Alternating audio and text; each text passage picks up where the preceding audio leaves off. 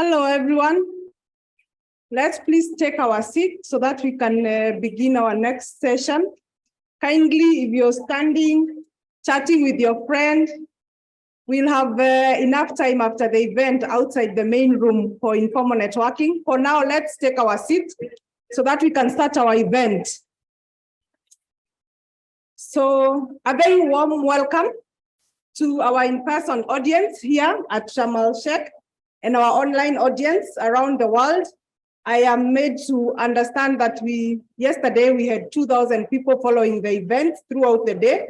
So we have a critical mass of people who are following our discussion. Good evening, good afternoon, good morning. I'm sure it is morning somewhere in this part of our wonderful planet. Our event today is on securing land and territorial rights for indigenous and local community under the UN Decade on Ecosystem Restoration. This is a joint side event organized by ILC, the International Land Coalition, and the UN Decade on Ecosystem Restoration. My name is Frida Geduku. I will be your MC today. I work with the network of grassroots of women organization back in Kenya. I am the team leader, and I'm the current co-chair for the ILC, the International Land Coalition. ILC is an official member of the UN Decade, and we bring together 300 plus member organizations from 84 countries around the world, representing more than 70 million land users, farmers, pastoralists, fisherfolk, forest keepers, to agitate for secure land tenure, for climate, nature, and people. We believe, and I hope you do, that land rights is a pathway out of the climate crisis. So we've joined the UN Decade as a partner to highlight the amount of ecosystem restoration that is already happening at our community level and often falls out of the global conversations, and also to highlight the critical importance of tenure security as a pillar for restoration. This is our first side event together, joint event, and we hope it's going to, of course, shape our partnership going forward. We are going to be here for the next 2 hours, and we have 2 panels and 3 speakers. The first speaker will deliver the opening remarks, and we'll have 2 speakers at the end. In between, we'll have some short videos showing the amazing work on restoration going on around the world. And later on, we'll have some time to network outside our main room. So I invite you to stay a little longer once the event is over for the informal networking. The first panel will be focused on the restoration effort happening at the local level. And the next panel, the second panel, will look at the enabling condition for indigenous people and local communities to engage in restoration. In terms of housekeeping, let's all have our headsets. Our first speaker, who is delivering the opening remarks, will speak in Spanish. And without wasting so much time, allow me to introduce the amazing Cantuta Conde. She's a young woman activist from Bolivia, a very strong advocate of indigenous youth and women. She has participated in a range of UN meetings, and she's a fellow of the Voluntary Fund at this year's UNFCCC. When I met her at the conference last week, she was on her way to meet the UN Secretary General. And Katuta is part of the ILC Future Leaders Fellowship. While she's not out traveling and doing her advocacy, she's also a student of law. So a warm welcome to Cantuta.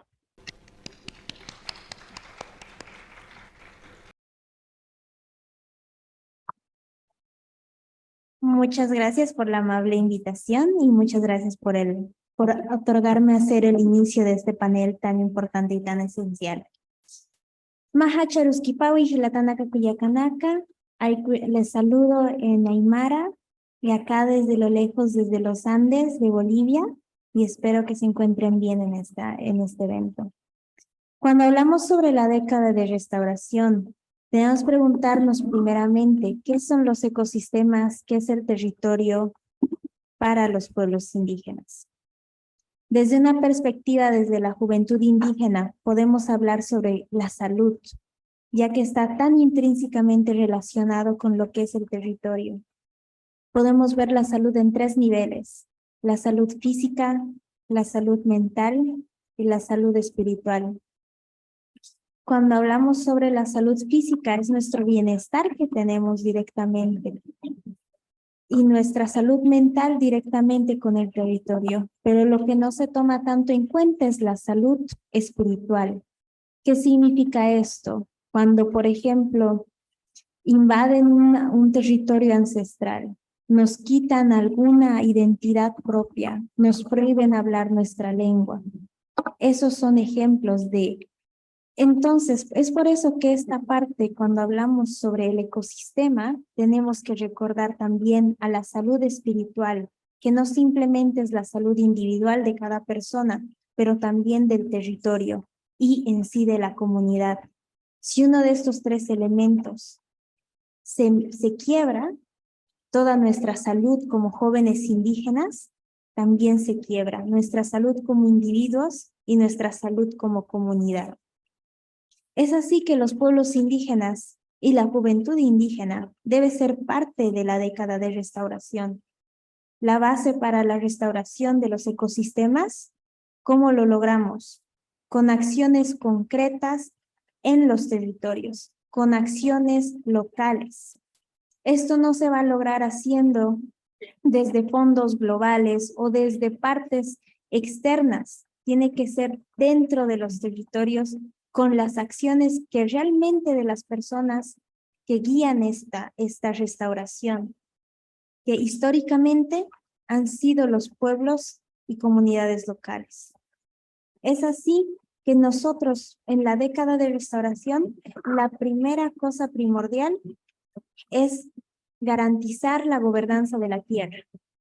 Si no tenemos nuestra gobernanza de la tierra, nuestras autoridades territoriales que lideren el territorio, no va a haber ninguna forma de restauración de ecosistemas, porque ellos son los responsables, los encargados de conocer el territorio, de saber cuándo hay que hacer alguna acción. Es por eso que si queremos una restauración de los ecosistemas, se tiene que incluir a los que históricamente lo han hecho, a los pueblos indígenas. Se tiene que realizar donde se realiza, donde se necesita la acción, en las comunidades locales, en las organizaciones de base. Y se tiene que priorizar la gobernanza de la tierra. Este es un camino que tenemos que llevar juntos. Es un camino que tenemos que seguir caminando todos juntos. La gobernanza de la tierra no se va a lograr solos y en todos los temas, en salud, en educación, es primordial la gobernanza de la tierra. Es así que invito a los siguientes panelistas y podamos escuchar las diferentes experiencias que ellos tienen en sus comunidades sobre cómo podemos restaurar y los pueblos indígenas ser participación primordial y ser parte esencial de la restauración de los ecosistemas en esta década. Gracias.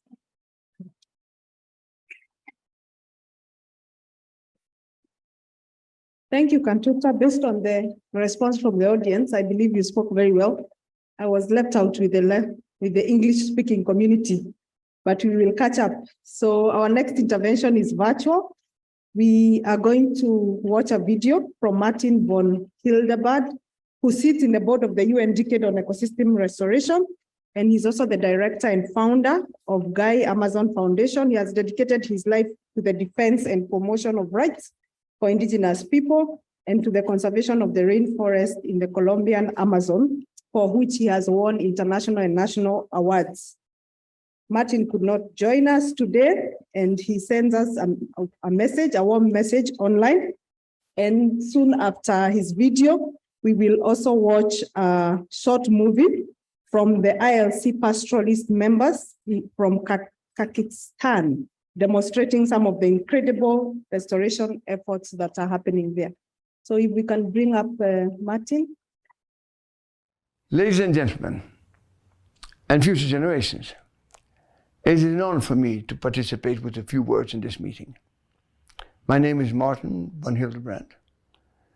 I work with the Gaia Amazon Foundation, And I have been accompanying the indigenous people for the last 5 decades in their struggle to obtain their land, to obtain the full recognition of their civil rights, and setting up their local governments. Fortunately, they have been very successful, and they have become really a reference for the rest of the world. The indigenous people have accumulated a sophisticated understanding of the forest over thousands of years. They have a profound knowledge not only of plants and animals and how they behave, but the knowledge goes beyond that. It's a knowledge and an understanding, I would call it an intimate knowledge. They identify with the forest, they are part of the forest, they are nature. The forest is a community to which they belong. And they have this intimate understanding of the forest, and they also have a spiritual relation with the forest. And this is fundamental, because then they transcend with the forest. They live fully with the forest. And for them, although each part of the forest is important, fundamentally what's important is the relationship between the different elements of the forest. It is through this relationship that the energy flows, that life flows in the system, is based on the relationship. I think that this is fundamental for the West. I think that we have to go back to nature. In a way, we've lost our path. We have seen nature as a collection of objects. We have interpreted everything through science and technology, which is very important, but it is limited. We need another dimension, something that will take us deeper into nature, will let us feel that we are part of nature. Consequently, indigenous knowledge is fundamental for the future of the planet, for the future of humanity. It's not a question of sitting with them and listening to them and asking them questions. They need at least 3 fundamental steps or elements. One is that they get full recognition of their land, of their territory. 2, that their culture is fully recognized, that we recognize there are different ways of being a human being. There are different ways of relating with nature. And thirdly, that in all the initiatives that affect them directly in restoration and in conservation, they should be partners. They have partnership in the political and the financial aspects. I congratulate the United Nations Decade for Ecosystem Restoration for inviting the indigenous people to participate in this discussion for the future of the planet. I think that if we work with our brothers and sisters, our indigenous brothers and sisters, we will have a better chance for humanity. I wish you all courage, faith, patience, because you're going to need it. Thank you.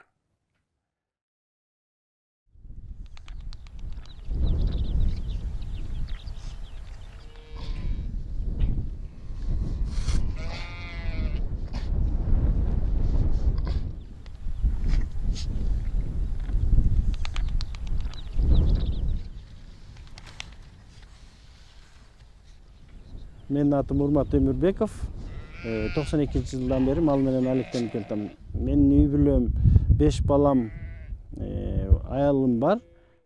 Менин атым Айгүл, Айдарбекова Айгүл Жумабековна. Биз жогорку окуу жайын окунуп бүтүп, 1-2 гана жыл иштеп калдык. Андан кийин көп жыл ушу дыйкан чарбасы менен мал чарбачылыкка байланыштуу 29 жыл ушу мал менен жүрөбүз.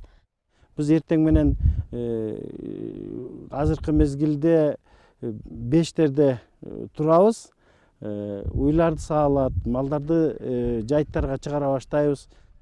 Биз жайыттарды сезон же болбосо өзүнүн мезгил менен пайдаланабыз. Жазкы, жайкы, күзгү, кышкы деп.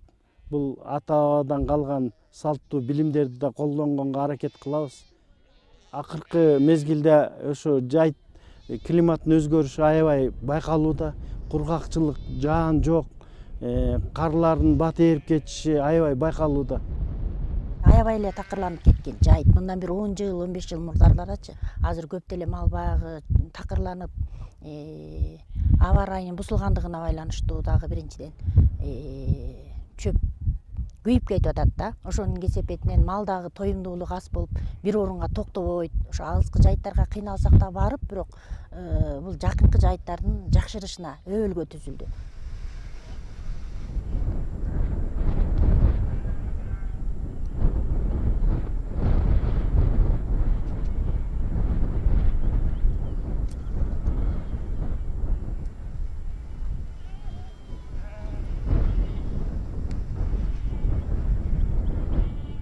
Мен өзүм Чолпон айыл аймагынын жайыт пайдалануучулар бирикмесинин төрагасымын.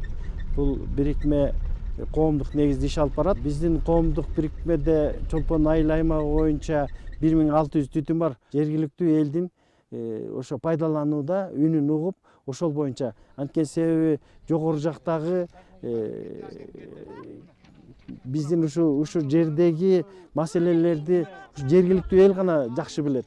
Жайыттарды кандай пайдаланышты, ошо сууларды кандай пайдаланышты жергиликтүү эл билет. Жайыттарды эс алдырып, которуштуруп пайдалануу аябай кеңири колдонот да бу жерде. Анткени себеби ошол калыбына келтириш үчүн эс алса, кыртыш калыбына келет. Бул биздин азыркы жайытка мындай жакшы мамиле жасасак, кандай жакшы мамиле жасасак, бизден кийинки урпактарга да ошондой жакшы өткөрүп берүүгө аракет кылышыбыз керек да.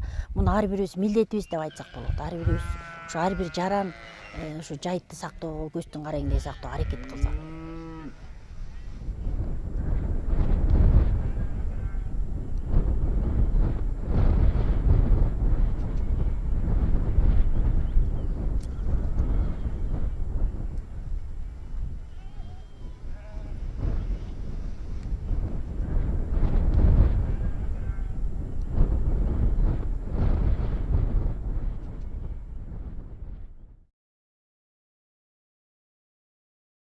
Hola, buenos días, buenas tardes, buenas noches. It's a pleasure to be here today. We've just seen an amazing example of what restoration, how restoration looks like. We heard earlier now about the importance of spiritual restoration, not just physical restoration. And I have the big pleasure this afternoon of being here with a group of amazing panelists who will share their experiences, their voices, their fights, their struggles, their opportunities from the land on restoration initiatives worldwide. Today we have 5 panelists. One of them will join us online and the other one is running a little bit late, so she'll join us on the stage very shortly. We are having some problems with translation, so we are trying to find a way around that. We'll let you know if we have, and if not, let's just learn to listen carefully in all the languages we know and to listen with other senses beyond our ears. We'll watch and learn and be as in tuned as we can. So today for our panel, we'll have first Elvira Maratova, who is online, and she's a project manager from the National Pastors Users Association, who we just saw in the video previously. We also have Mohanal Kanti Tripura, who's the director of the Malaya Foundation and coordinator of Bangladesh Indigenous Peoples Network on Climate Change. He is an indigenous person from the Chittagong Hill Tracts of Bangladesh, and he belongs to the Tripura people. We also have Melania Canales Poma, who's an indigenous leader from the Quechua Rucana people of Peru. Melania is currently the coordinator of the southern region of the Continental Network of Indigenous Women of the Americas, and she's recently the president of the National Organization of Andean and Amazonian Indigenous Women of Peru. We have Daniel Kobe, who is the founder and executive director of the Ogiek People's Development Program, a Kenyan-based NGO working to secure human and land rights of indigenous people across Kenya and Africa. And we also will have Jennifer Corpus joining us shortly, who's the policy advocate for Neotero, an indigenous woman from the Philippines as well. So without further ado, I'd like to pass the word on to our panelists. We'll have more of a conversation for today. So each one of them will have a question that we've created together with them that will prompt them to share some of their experiences about their restoration initiatives. So Elvira is online. And Elvira, I wanted to ask you, reflecting on the movie, we got a glimpse of the incredible adaptation and restoration efforts of pastoralist communities in Kyrgyzstan. Congratulations, really amazing. The movie indicates that communities have been given a lot of independence in collectively managing their rangelands. Can you share with us a little bit more about how communities organize themselves and how you managed to get this independence and what impact it has had? Good morning, good afternoon, everyone. Hello from Kyrgyzstan. And to begin with, we have to mention that more than 70% of pastures were subject to degradation due to improper land use, increased livestock numbers, and unsustainable rangeland management. Pastoralists didn't know how to react because the knowledge of our ancestors was lost, and many people just didn't know the modern methods. For the first time, the government of Kyrgyzstan, instead of blaming local communities for overgrazing and inconsistent land use, decided to trust them and their knowledge, recognizing their nomadic practices and patterns a strategic to neutralizing degradation in the face of extreme climate change here in mountain areas. The unique resolution was to give them a chance to keep their lands, to make important decisions, and to plan together. It was, let's say, quite risky and unconventional, but it was crucial for the future of our lands.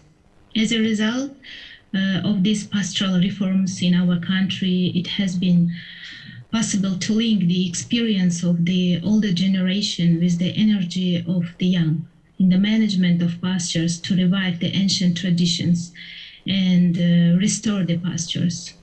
Initially, actually, I have to mention that everyone thought that pastures were nature's wells and they didn't want to pay for pasture use.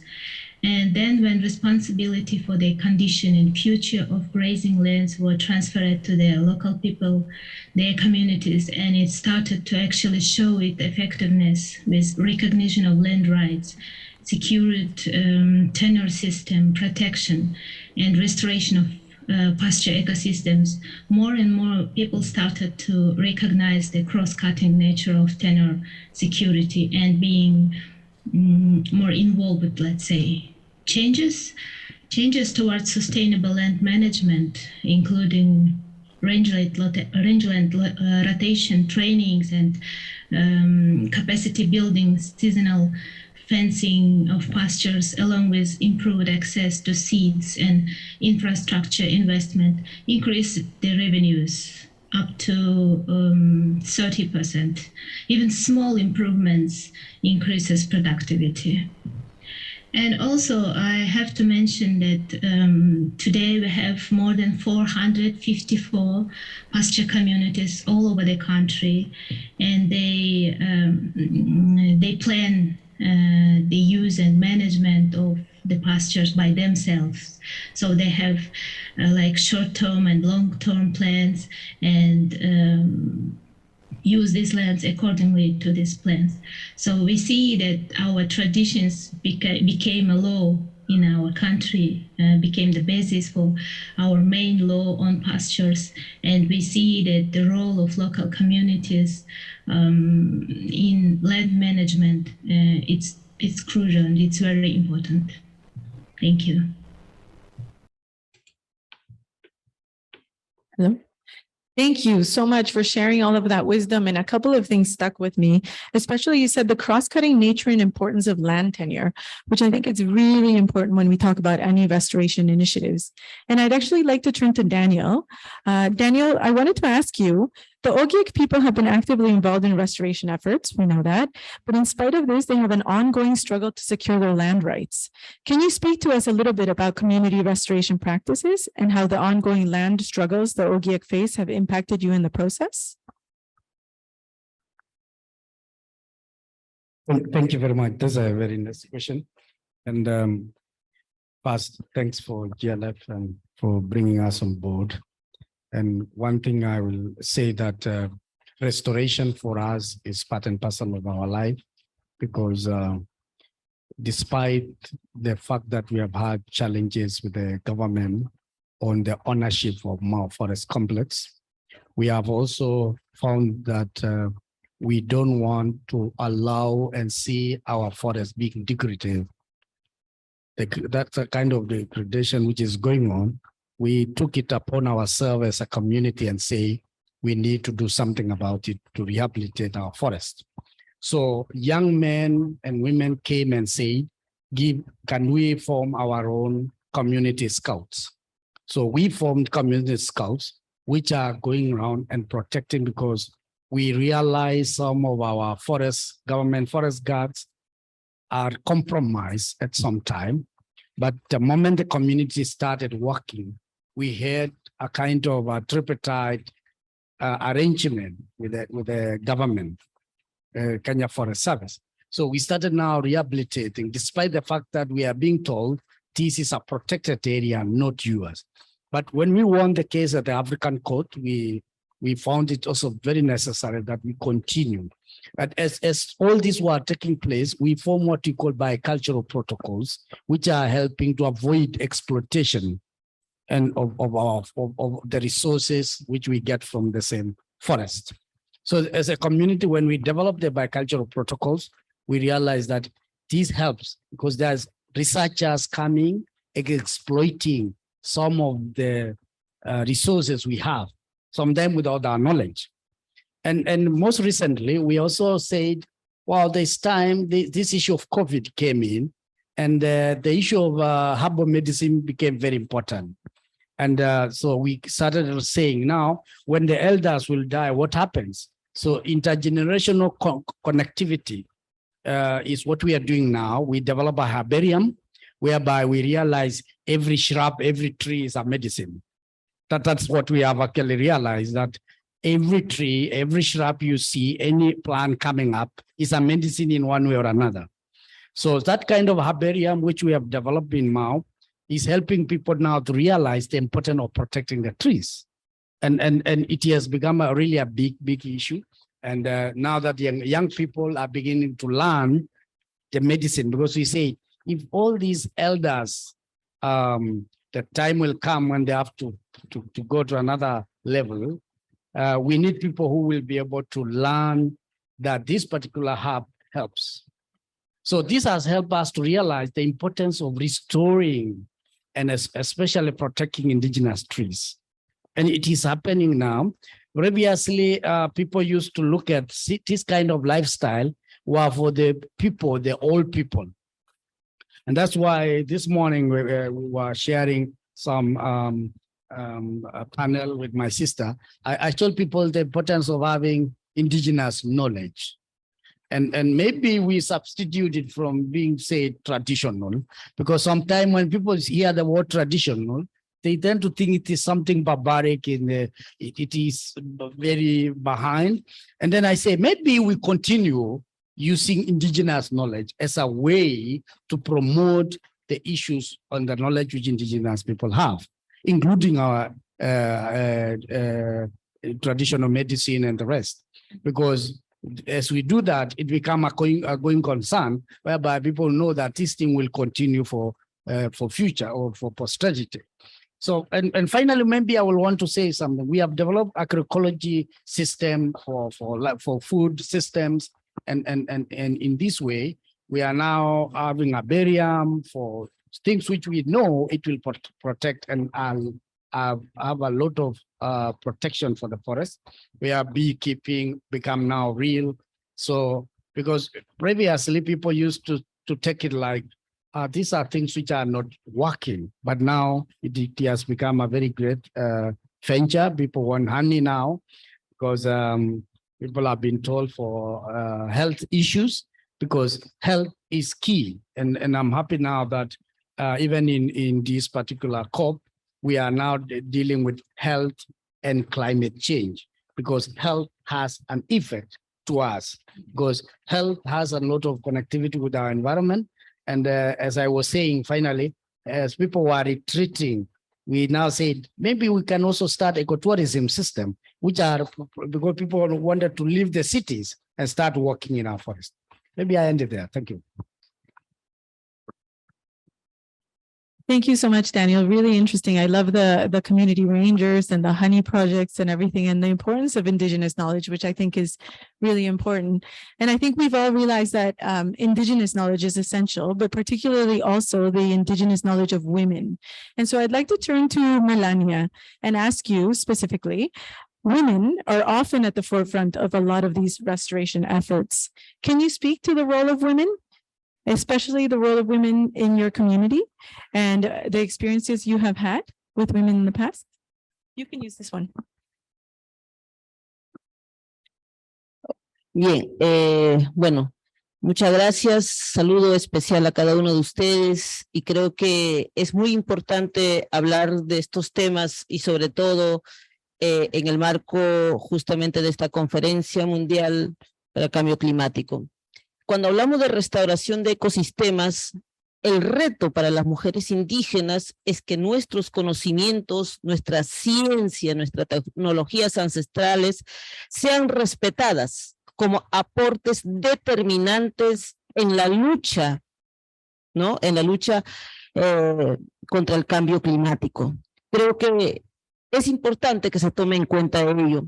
Asimismo, para la conservación, como decimos, nuestros conocimientos sirven para la conservación de los mofedales, de los bosques amazónicos, de los bosques de las montañas, los bosques secos. Son muy importantes protegerlos con esos conocimientos, así como los ojos de agua y tener agua limpia o contar con agua limpia. La protección de los glaciales es muy importante, que son los que mantienen los ríos, los lagos, los riachuelos todo el año, porque la lluvia no está permanentemente todo el año, ¿no?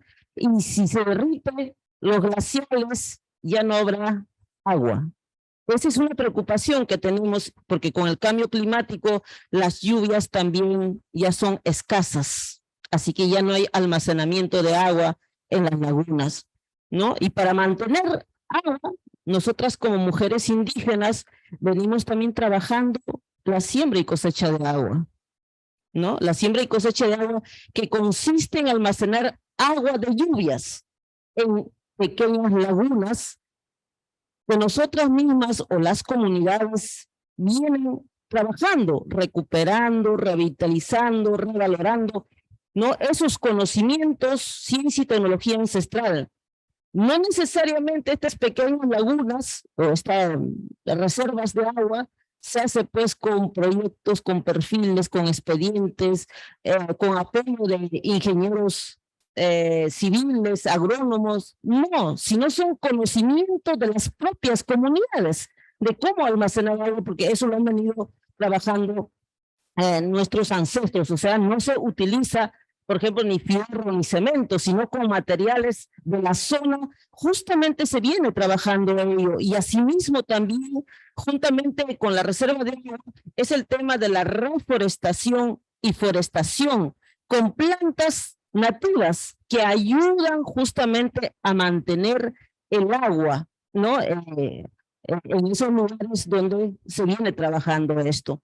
Asimismo, podemos decir que la pandemia nos ha demostrado que proteger, revitalizar, igual, revalorar las plantas medicinales son muy importantes, ¿no? Y muchas de nuestras bases de la organización ONAMIAP vienen trabajando en esta revitalización y el uso, y promover el uso de estas plantas medicinales, que es muy importante.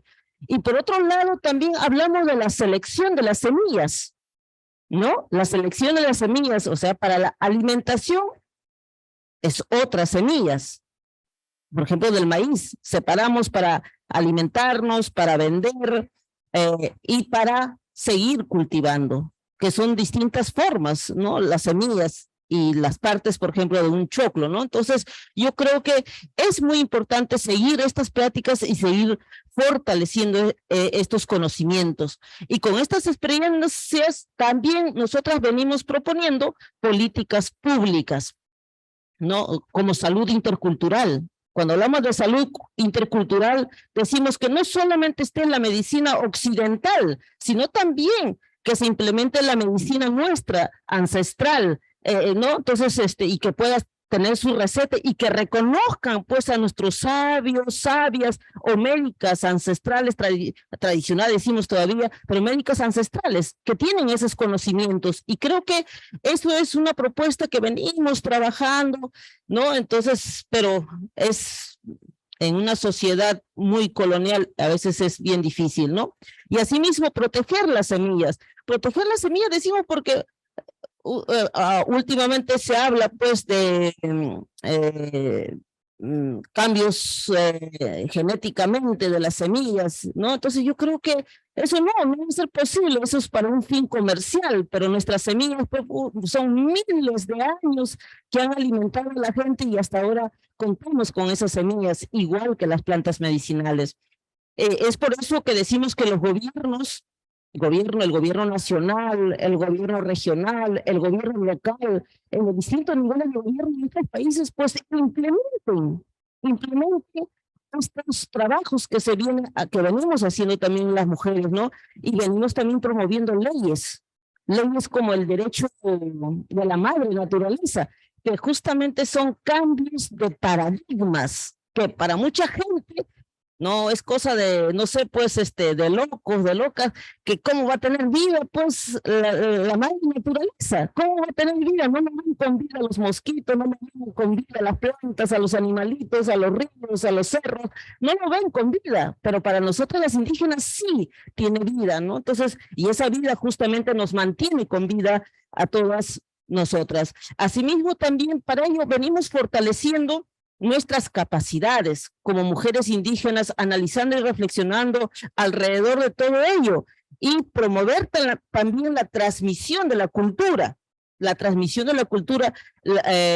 promover la intergeneracional, porque imagínate, las jóvenes aparte, las adultas aparte, no habría esa transmisión de conocimientos, no habría esa transmisión de ciencia y tecnología, entonces tienen que trabajar juntos y juntas, si no, de nada va a servir la continuidad de estos conocimientos, ¿no? Entonces yo creo que como mujeres indígenas siempre venimos promoviendo también cambios, tenemos propuestas, ¿no?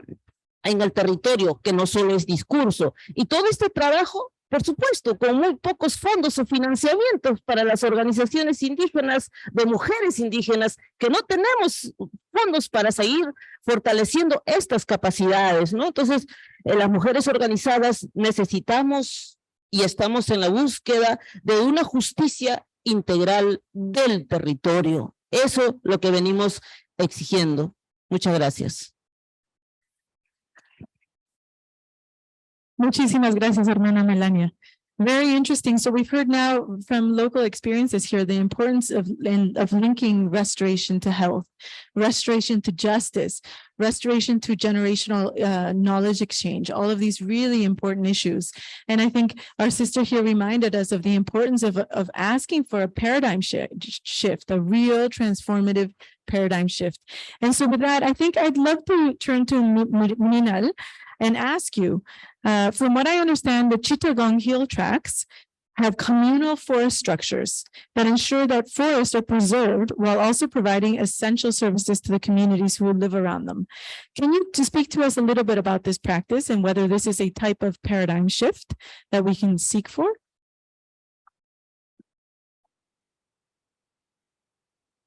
Yes, thank you and good afternoon, everybody. My name is Mrinal Kanti Tripura. I come from the Chittagong Hill Tracts of Bangladesh, which is the southeastern part of Bangladesh and the only hilly region in Bangladesh. And the land area of Chittagong Hill Tracts region where I come from is 1/10 of the total land area of Bangladesh. But Chittagong Hill Tracts, it covers about 50% of the country's natural forest resources. And indigenous peoples in the Chittagong Hill Tracts are managing forest around their homesteads in a sustainable way, despite exclusion of customary rights on government-managed reserve forest. It is called, what I'm going to talk about is the village common forest. It is enriched with more biodiversity than that of government forest.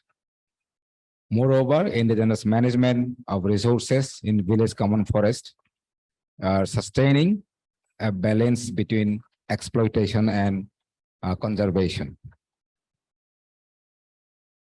Village common forests are natural forests other than the government reserve forest around the households of the indigenous communities and is managed to fulfill their daily demands. Village common forest refers to any forested area collectively used by village communities that is regarded as common property, irrespective of its legal classification. According to customary practices, each village identified an area within its territorial and jurisdictional authority reserved solely for use and extraction relating to domestic purposes. Historically, indigenous peoples practice shifting cultivation and traditionally keep a patch of forest adjacent to their village known as a village common forest, which is never used for shifting cultivation. They do so mainly for sustained flow of water in the streams, but they also get timber, bamboo, and other minor forest products from such forest for household use only. These village common forests are commonly owned and managed by the community as a whole, responsible for its upkeep and conservation, which were later known as the Mausa reserves or service forest. The village common forest play important role in conserving forest resources as well as fulfilling other demands of the forest dependent communities. Some village common forests consist predominantly of bamboo breaks. Some contain a more heterogeneous stand of flora and fauna. Many also contain herbaria for the village concerned, which the local traditional healers use to prepare their traditional medicine, while others are regarded as sacred. Use and extraction of produce from village common forest was need-based, as I said before, with each person taking only what was required in order not to deplete the natural resources of this forest, which existed for the benefit of entire community. This system will still continues today in some villages, and in most cases, village common forests are the only remaining natural forest in the surroundings area and considered as the depository of traditional knowledge. But there are challenges we heard from the previous speakers.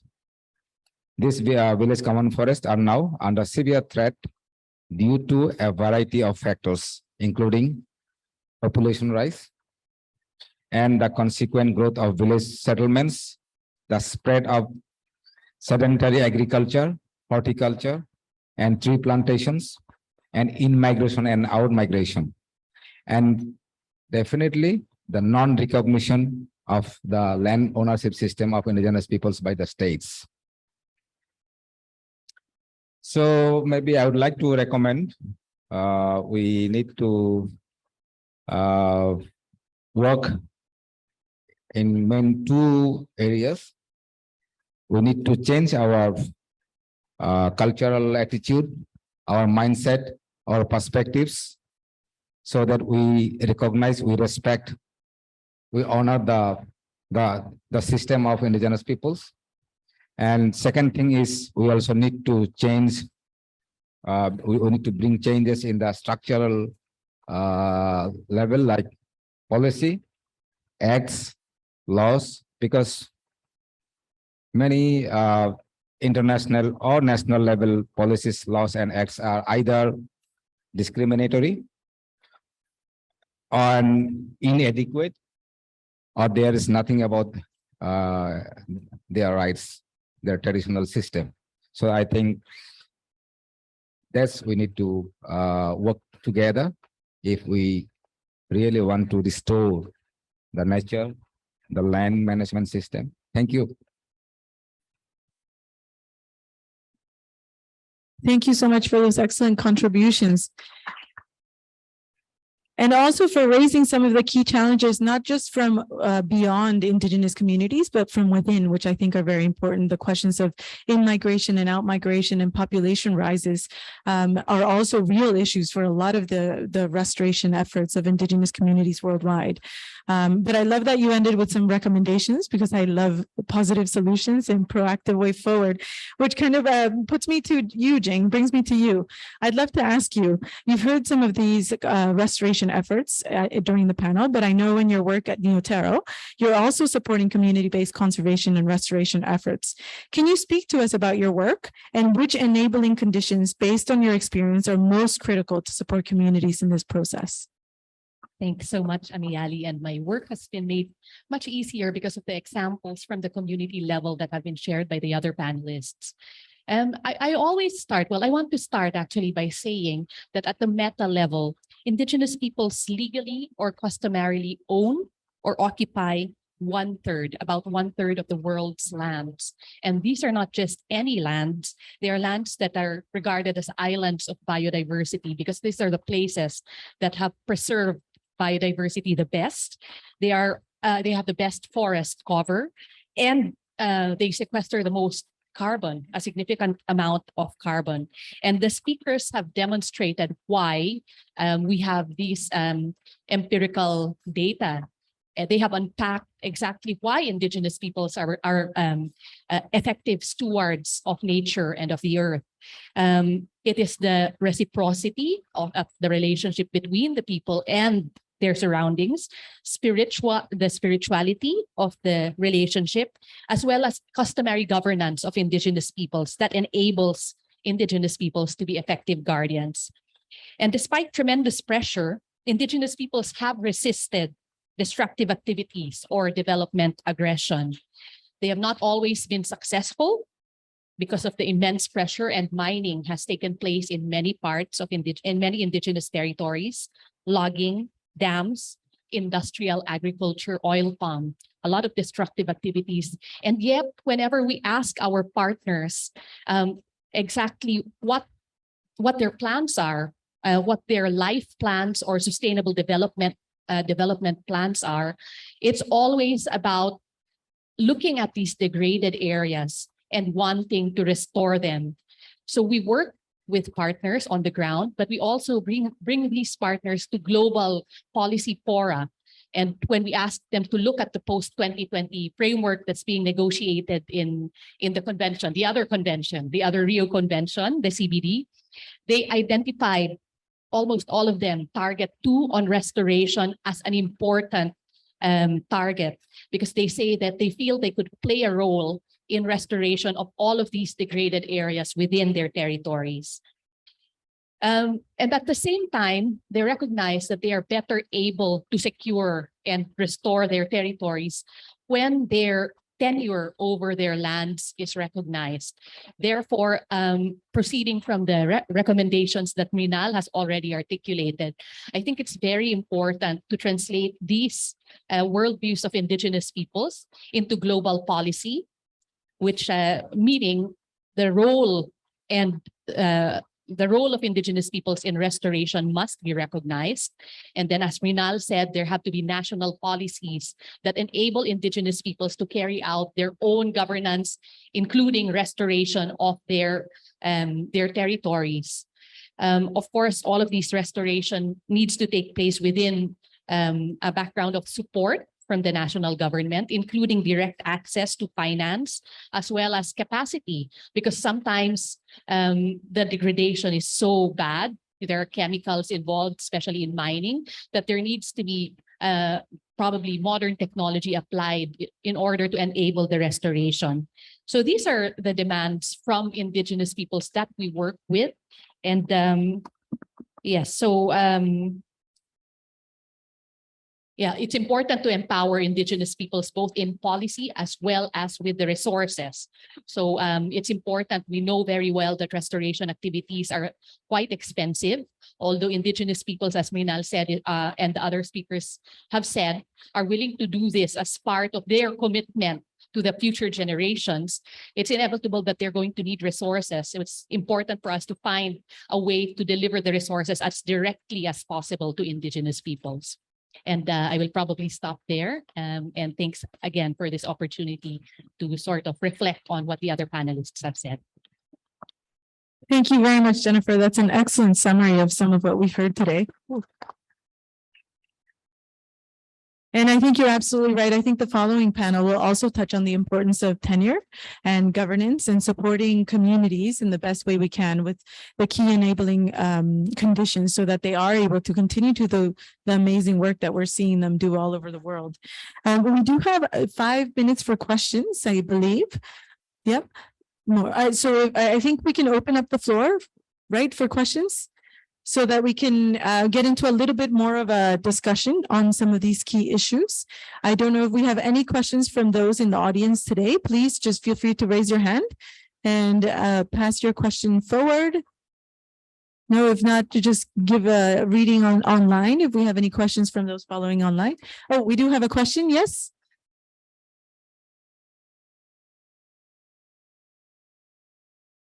Hi, I'm KM from the Philippines, from an organization called One Tree Planted. I just had a question regarding the ask for direct finance. I think this is a continuing question that comes up time and again, both in the climate COP as well as the biodiversity COP. I would love to hear from the panelists what exactly that mechanism looks like, because there's lots of different mechanisms that are being discussed and lots of other organizations that are telling us what is and isn't possible. But I'd like to know directly from an Indigenous perspective, what is the best way for you to access the resources that you need, and what are the support networks and mechanisms that the global community can do to facilitate that for you to do this really important work that you're doing? Thank you. Absolutely brilliant question. Thank you for raising that, because that is being discussed all over COP27 and will be discussed at COP15 as well in Montreal. So really great question. And before I pass on the word, I think it's important to also recognize that Indigenous peoples are asking for support beyond money. And it's policy support, it's technical support, and sometimes it's just the support to be heard. So I think that's an important caveat prior to answering this really important question on direct access mechanism. But I'll turn to our panel. Would anybody like to take that question and provide some thoughts? Jennifer, please go ahead. Yes, so it's important, and I wanted to start with some of the statistics first. I know that most of you know this, but there was a study by Rainforest Norway that found that only 1% of ODA goes to biodiversity or climate action, and of that percentage, a very small amount goes to Indigenous peoples. So of the money that they say would need to go to Indigenous peoples, only 17% goes to Indigenous peoples, and it does not account for the administrative costs of the intermediaries. It's very small. I mean, on the one hand, there's recognition that the money needs to go to Indigenous peoples. However, along the way, there are so many cuts. And then there's the recent study on the IPLC pledge, which is the 1.7 billion pledge last year at COP26 to support Indigenous people's tenure. And well, there's a good portion of the money that has been dispersed, but only 7% has gone directly to Indigenous peoples. And what are the barriers? The barriers are that the requirements of funders are ridiculous. No, it's so difficult to access the funds. You have 100-page applications, and this is something, you know, that the guardians, like the rest of the panelists here, you know, if they have to weigh things, would they rather spend, you know, lots of man hours filling up these forms and doing the log frames, etc., or should they be doing what they do best, which is to protect the land and resources? So there has to be some movement from the funder side to make things simpler. The philanthropic members of the pledge have had well, sort of easier time because the systems are more flexible. We are better able. So I'm part of Niatero, and we're part of the pledge, and we've had to evolve systems to take into consideration the the timelines of Indigenous peoples. We've had to align ourselves with their self-determined visions, self-determined plans, instead of doing the opposite, us telling them what they need to do. So we have to listen to them. We have to align ourselves with their timelines, and we have to simplify our requirements. And that's something that's, relatively easy for the philanthropic side to do. But I think the bilaterals, the multilaterals have to meet Indigenous peoples halfway. However, having said that, there are also Indigenous peoples organizations that are capable of absorbing the funds. And I think what needs to happen is for those Indigenous organizations to be identified. And that's a way of, cutting out the middlemen so that they go more directly to Indigenous peoples. And the last thing maybe is there are a lot of platforms that are being set up now. So in the Indigenous Peoples Solidarity Fund in Asia, there are many already existing, the Podali Fund, for example, in Brazil. And I think we need to identify and highlight all of these funds and organizations that have the capacity. So in that way, we're more direct. Thank you, Jennifer. Would you like to contribute?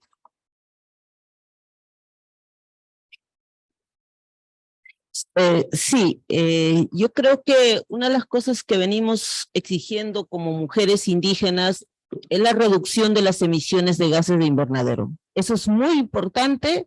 Creo yo que todas tenemos que ayudar, apoyar, porque no es seguir contaminando nuestra madre tierra, nuestra madre naturaleza. Creo que eso es una de las cosas importantes.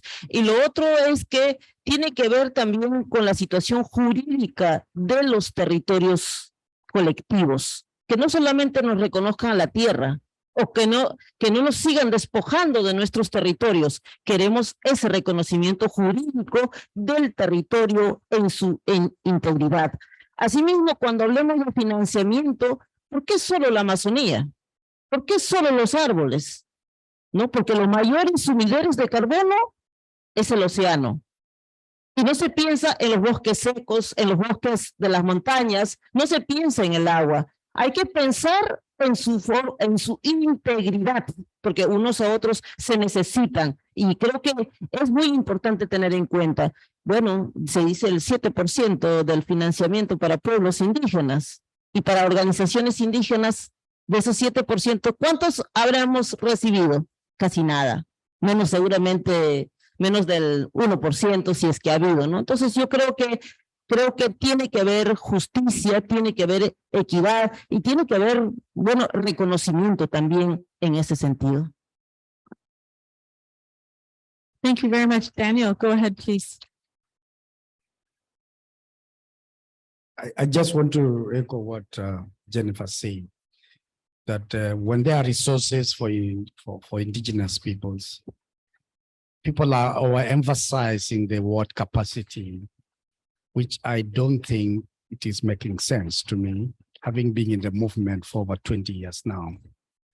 So what capacity are still you looking for? While actually instead of mapping the organizations or peoples who are able to manage these funds.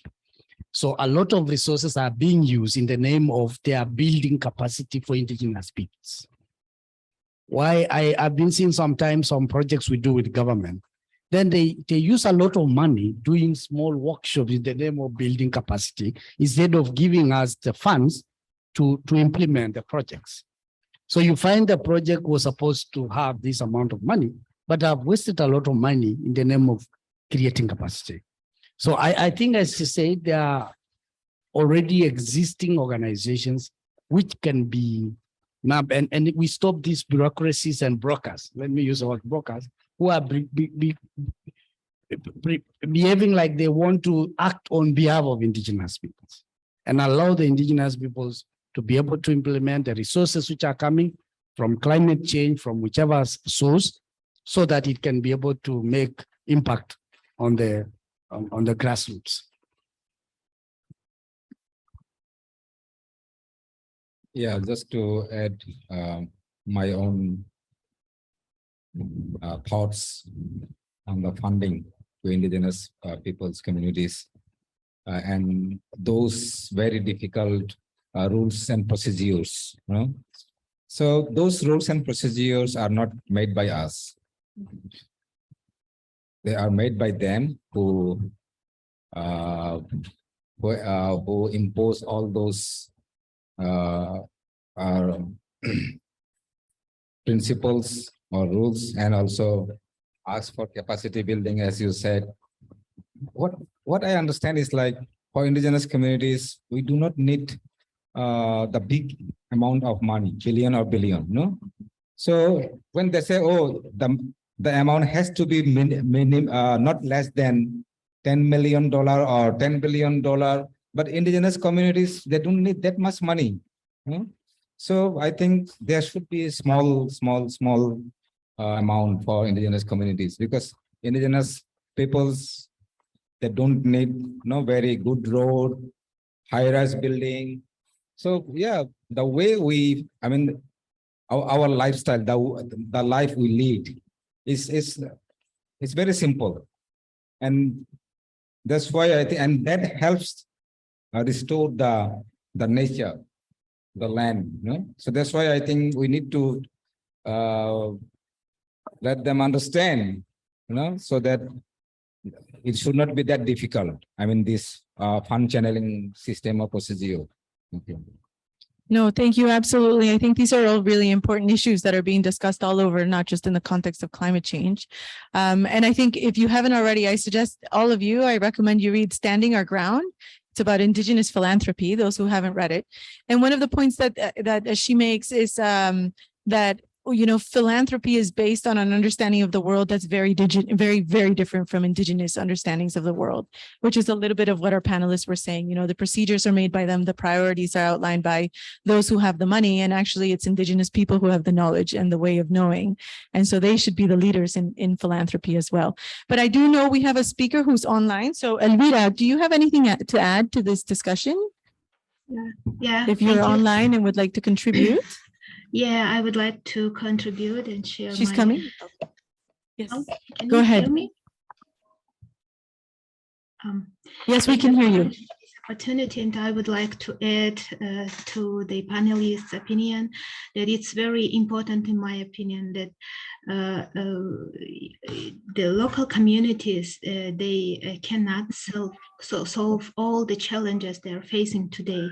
So it's very important, at least in my experience, to unite and to cooperate something like in associations, let's say on the district level, or even better on the national level. If it's regional, it's even more sustainable.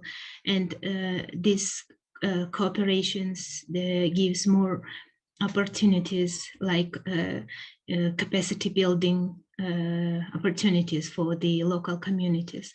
As example, I would share our experience in Kyrgyzstan. Our pasture communities are united on the district level to the associations, and they create like knowledge hubs there.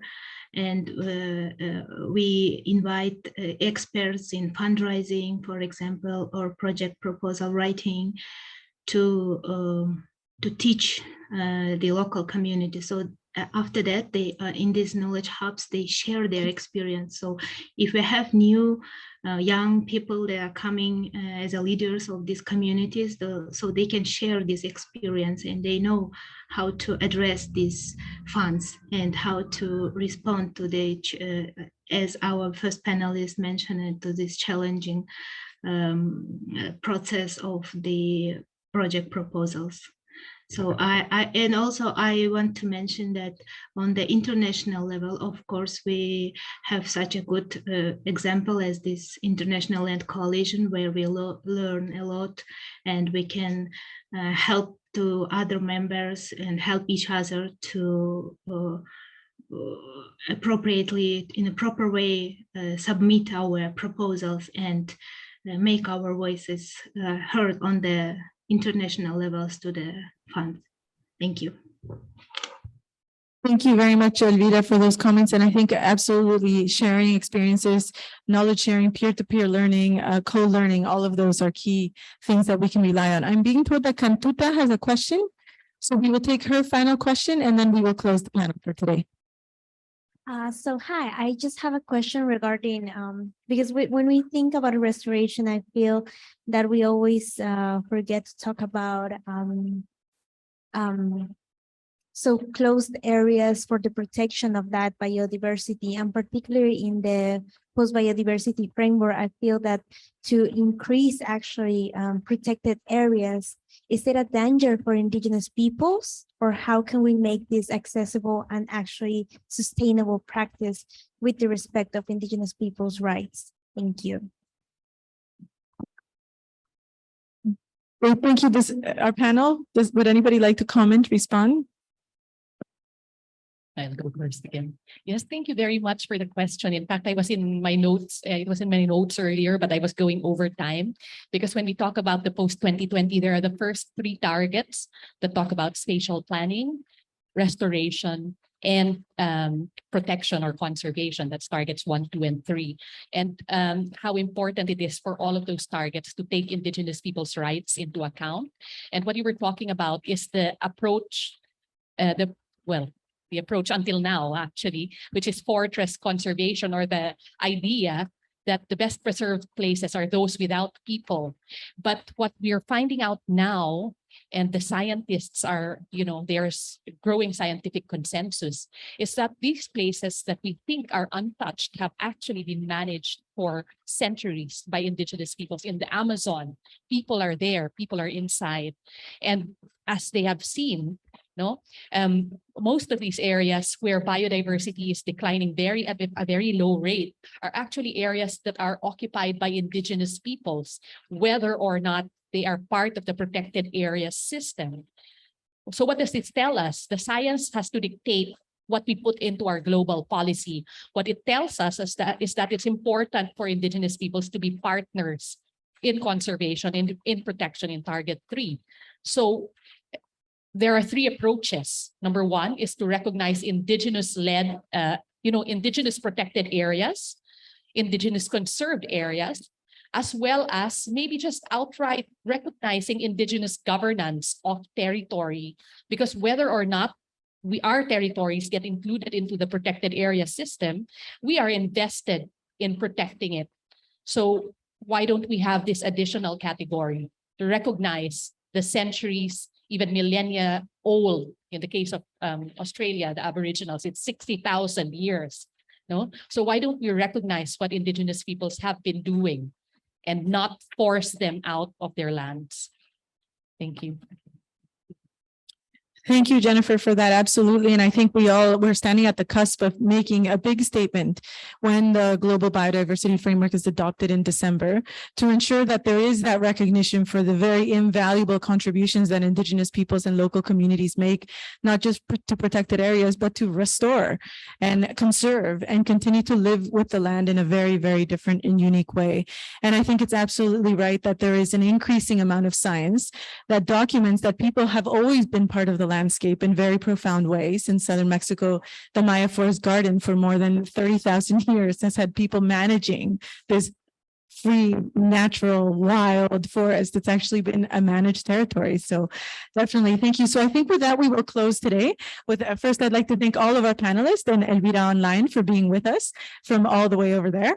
Really amazing, really inspiring to be part of this panel and to be able to hear from all of you and learn lessons. And we hope that all of the audience, both here and online, have all taken a lot of deep thinking away from this panel to continue the work on restoration for the decade on restoration. Thank you very much. Thank you.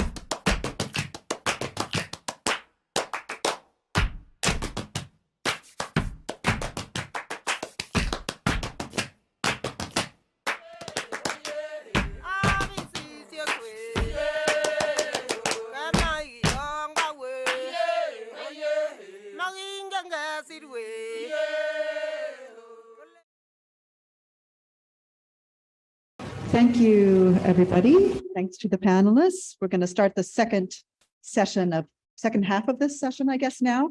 So this second panel is aimed at focusing on the enabling conditions to support community-based restoration. We've already heard some of that from the first panel, of course. Yeah, we have a lot to talk about. We have 4 panelists today, 3 here and 1 online. Is that right? Or we have 5? We have 5 now? 4. 4. Okay, so 1, 2, 3, 4. Okay, good. Lots of last minute figuring things out. Okay, so our panelist, David Kaimowitz, is the Chief Program Officer at the International Land and Forest Tenure Facility in Sweden. Before joining the tenure facility, he was the manager of the Forest and Farms Facility at FAO, Director of Natural Resources and Climate Change at the Ford Foundation, and before that, Director General of the Center for International Forestry Research. Omagano Shuya, online, is the Portfolio Manager for Southern Africa for Maliasili. Her expertise lies in climate change adaptation and natural resource management with a focus on community-based approaches. She's originally from Namibia and has a deep appreciation of nature and the people at the heart of conservation as a result of her upbringing. Our third speaker will be Nanki Wampanti. He's the director of the Confederation of Indigenous Nationalities of the Ecuadorian Amazon, member of the coordinator of Indigenous Organizations of the Amazon River Basin, COICA, and here to represent the Global Alliance of Territorial Communities, the GATC. And finally, we also have today Dario Mejia Montalvo, who belongs to the Indigenous Zinu peoples of San Andres Sotavento. Get that right? He's the leader of the National Indigenous Organization of Colombia, ONIC. In addition to a number of other important roles in Colombia, Dario is a member of the Permanent Forum on Indigenous Issues. So I'm going to come over and sit by you all.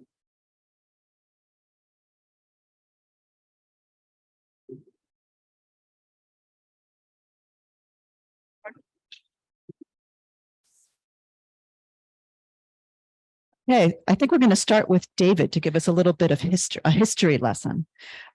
David, you've been at the interface between supporting Indigenous peoples and local communities and forest conservation and restoration for most of your career. Can you help us place community-based restoration within the wider restoration movement? Where have we come from and where are we today?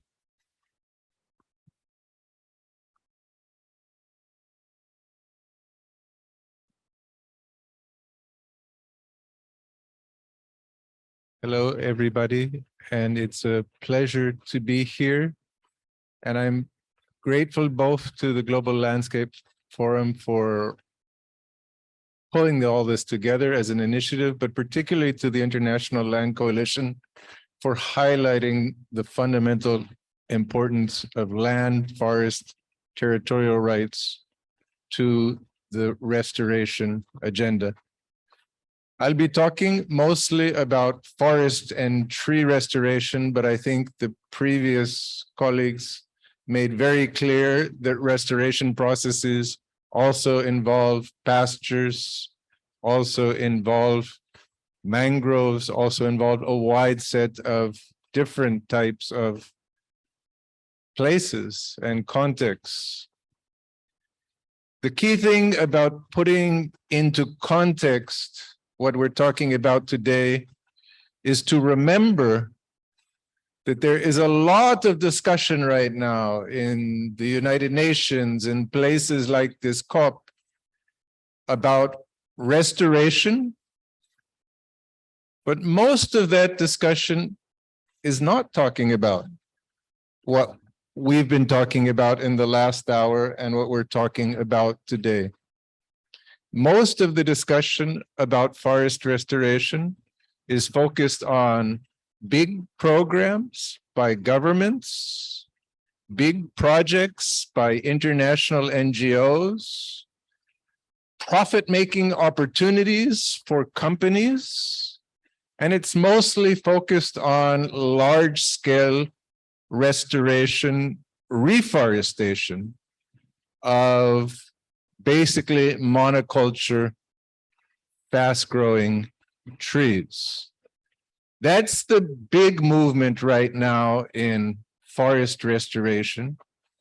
And it's a problematic movement for three reasons.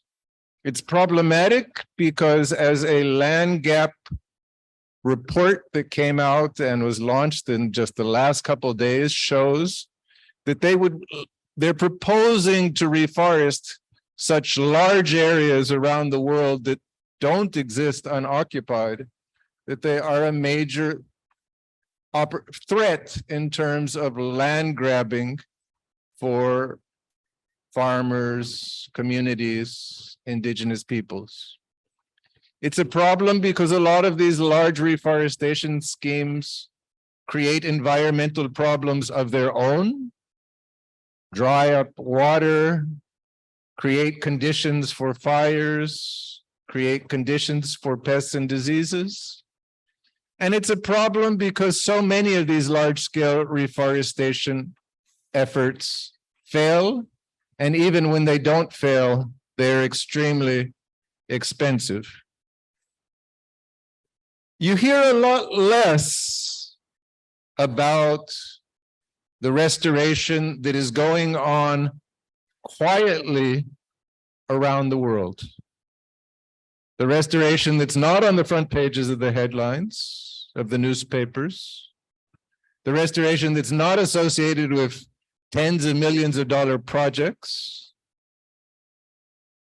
but that is in fact, in most countries, not all countries, China is probably an exception, there's a couple of other exceptions, but in most countries, most regrowth of trees, most restoration of faro ecosystems is going on today in indigenous territories, in small farm landscapes where trees and crops and pasture and other types of vegetation are mixed, in forest communities that are not indigenous.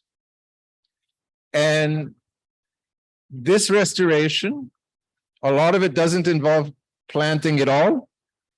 A lot of it is just natural regeneration of trees that are coming back. A lot of it involves planting one tree this month and maybe another tree 6 weeks from now. Not some sort of large block of trees and trees and trees as far as your eyes can see. A lot of it is a response to opportunities because people can sell fruit or people can sell for charcoal or timber. And so they're interested in bringing and restoring and growing this. And why don't you hear about that? Why is it that we're hearing about that today, but that's not what the presidents are talking about when they talk about a great green wall?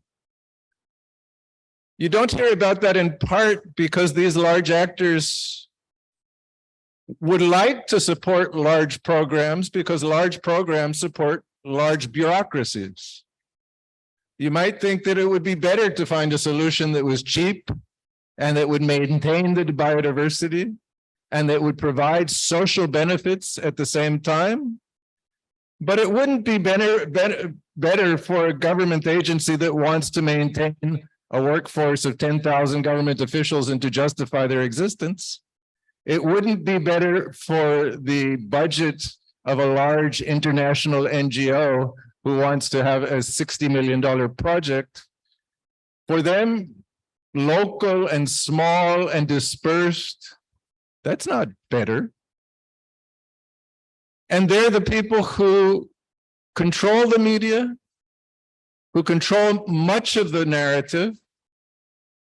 And we need to find ways to break out of that narrative and break out of that media. And that's what discussions like this, which are reaching people, thanks to the GLF in many parts of the world, that gives us a chance to say that this is going on. And one thing that's very important is, up until now, it has been invisible. If you go to much of the Pacific part of Central America, There are many trees. There are many more trees today in El Salvador than there were 20 years ago. There are many more trees in southern Ethiopia today than there were 20 years ago. In many parts of the world, there are many more trees. In almost indigenous territories, the forests today have much more carbon in them, and they are growing every day than 20 years ago. But it's been invisible because it's happening all over the place, because it's not a big project, because it's not a big announcement at the COP. It's just hundreds of millions of people doing what they've been doing for centuries. Now, in that context, these billions of trees, the large scale restoration that's going on, these millions of hectares need to have a context that supports those efforts. They need to have a stop to land grabbing so that people can continue to do what they've done in the past.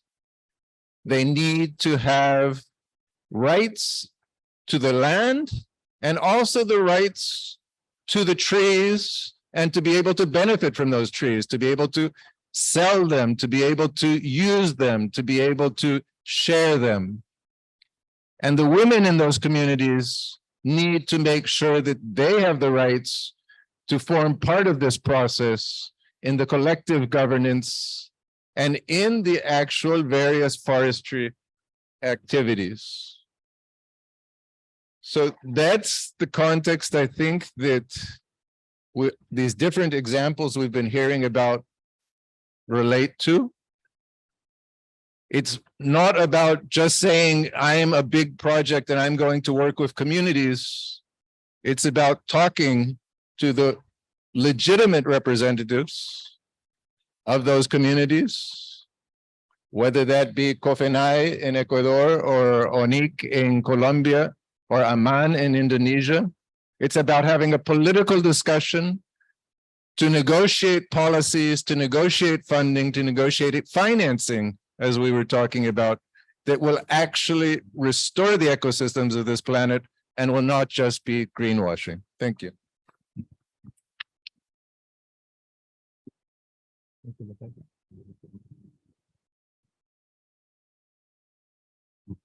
Thank you, David. Thank for that nice political economy lesson about the power of the state and the importance of the state to legitimize itself, reproduce itself. And that is definitely part of what we're up against. I think we're going to go to Omangano now. Is she still online with us? Did we? I am. Are you there? I can't see you, yes, but I hear you. Okay, Omangano. Okay. In your opinion, is there a difference between supporting community conservation and supporting restoration? And are there distinct issues here? For example, conservation might be what people are already doing, the way David described, what's already happening with the regrowth of trees just by the way people are behaving now in forests. Restoration might imply addressing drivers of deforestation, which could be internal to the community or probably most likely external. How does that change the enabling conditions? Thank you so much, and thank you for having me. I would say that by definition, as you explained, that these two are different, but in practice, I would say there's a lot of interlinkages. For example, I just want to talk a bit and highlight the community-based approaches that are happening in Southern Africa and East Africa, where we have conservancies. And in these areas, they do both conservation and restoration. And so I do not think that the enabling conditions change. Governments still need to devolve rights to Indigenous people and local communities in order for them to manage their land and manage their resources. We still need strong local institutions, and local communities still need to have access to the benefits, both tangible and intangible, these benefits that are derived from managing their natural resources. And funders still need to direct their funding to the point of impact, to these local organizations that are already doing the work, to the communities that are doing the work, making it easier for them to access funding. And I just want to draw a bit of attention to Namibia, where I think there's a lot of great examples where there are lessons in which they have created, or rather we have created, a clear legal framework that devolves rights over wildlife and other natural resources to local communities. Governments here in Namibia and also in Kenya have enabled the creation of communal conservancies where local communities have a broad management of their rights, and they retain 100% of the revenue from the resource utilization. There are other examples in Zambia, for example, where forestry governance reforms have taken place, and this has created opportunities for local communities to secure legal recognition of communal rights to manage and benefit from the forest.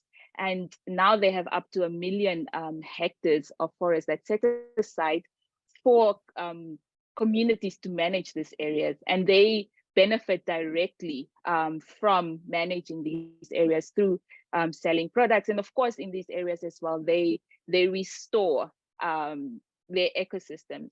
And in these conservancies in Namibia, in Kenya, they cover large pieces of land of important critical ecosystems, where it's important that we highlight the work that is being doing.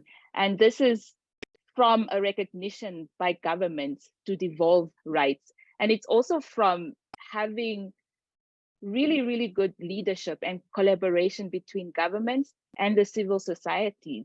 And for example, some organizations such as the Integrated Rural Development and Nature Conservancy in Namibia was very critical in supporting the development of conservancies as they were rising, and they're still critical in that area because they still support local communities. And so I don't think that the enabling conditions change. We still need to devolve rights to indigenous people and local communities, and we still need to make sure that funding goes directly to where the work is being done.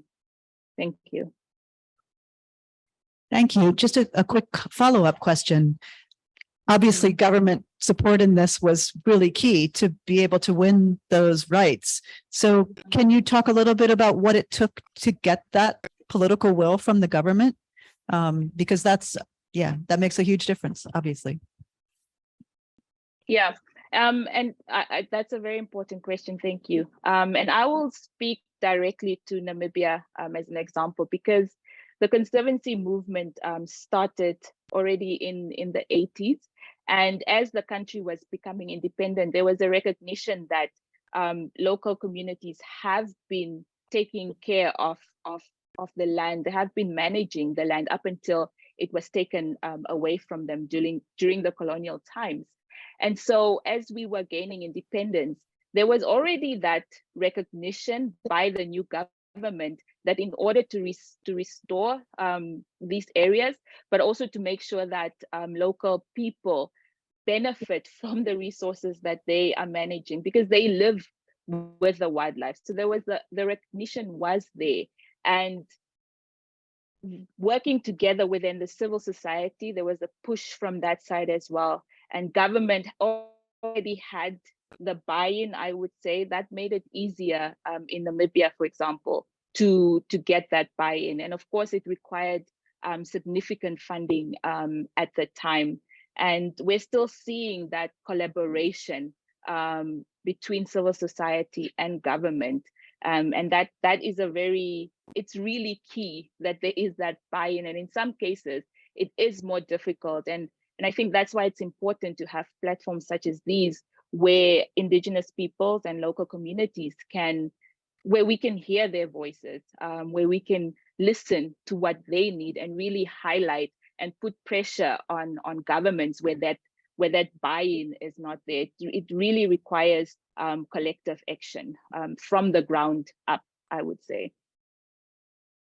Thank you. That's really interesting. I mean, so much of the challenge in other places is precisely so much government opposition. Even if you do manage to have your allies in the government, they often don't have the power to push things through.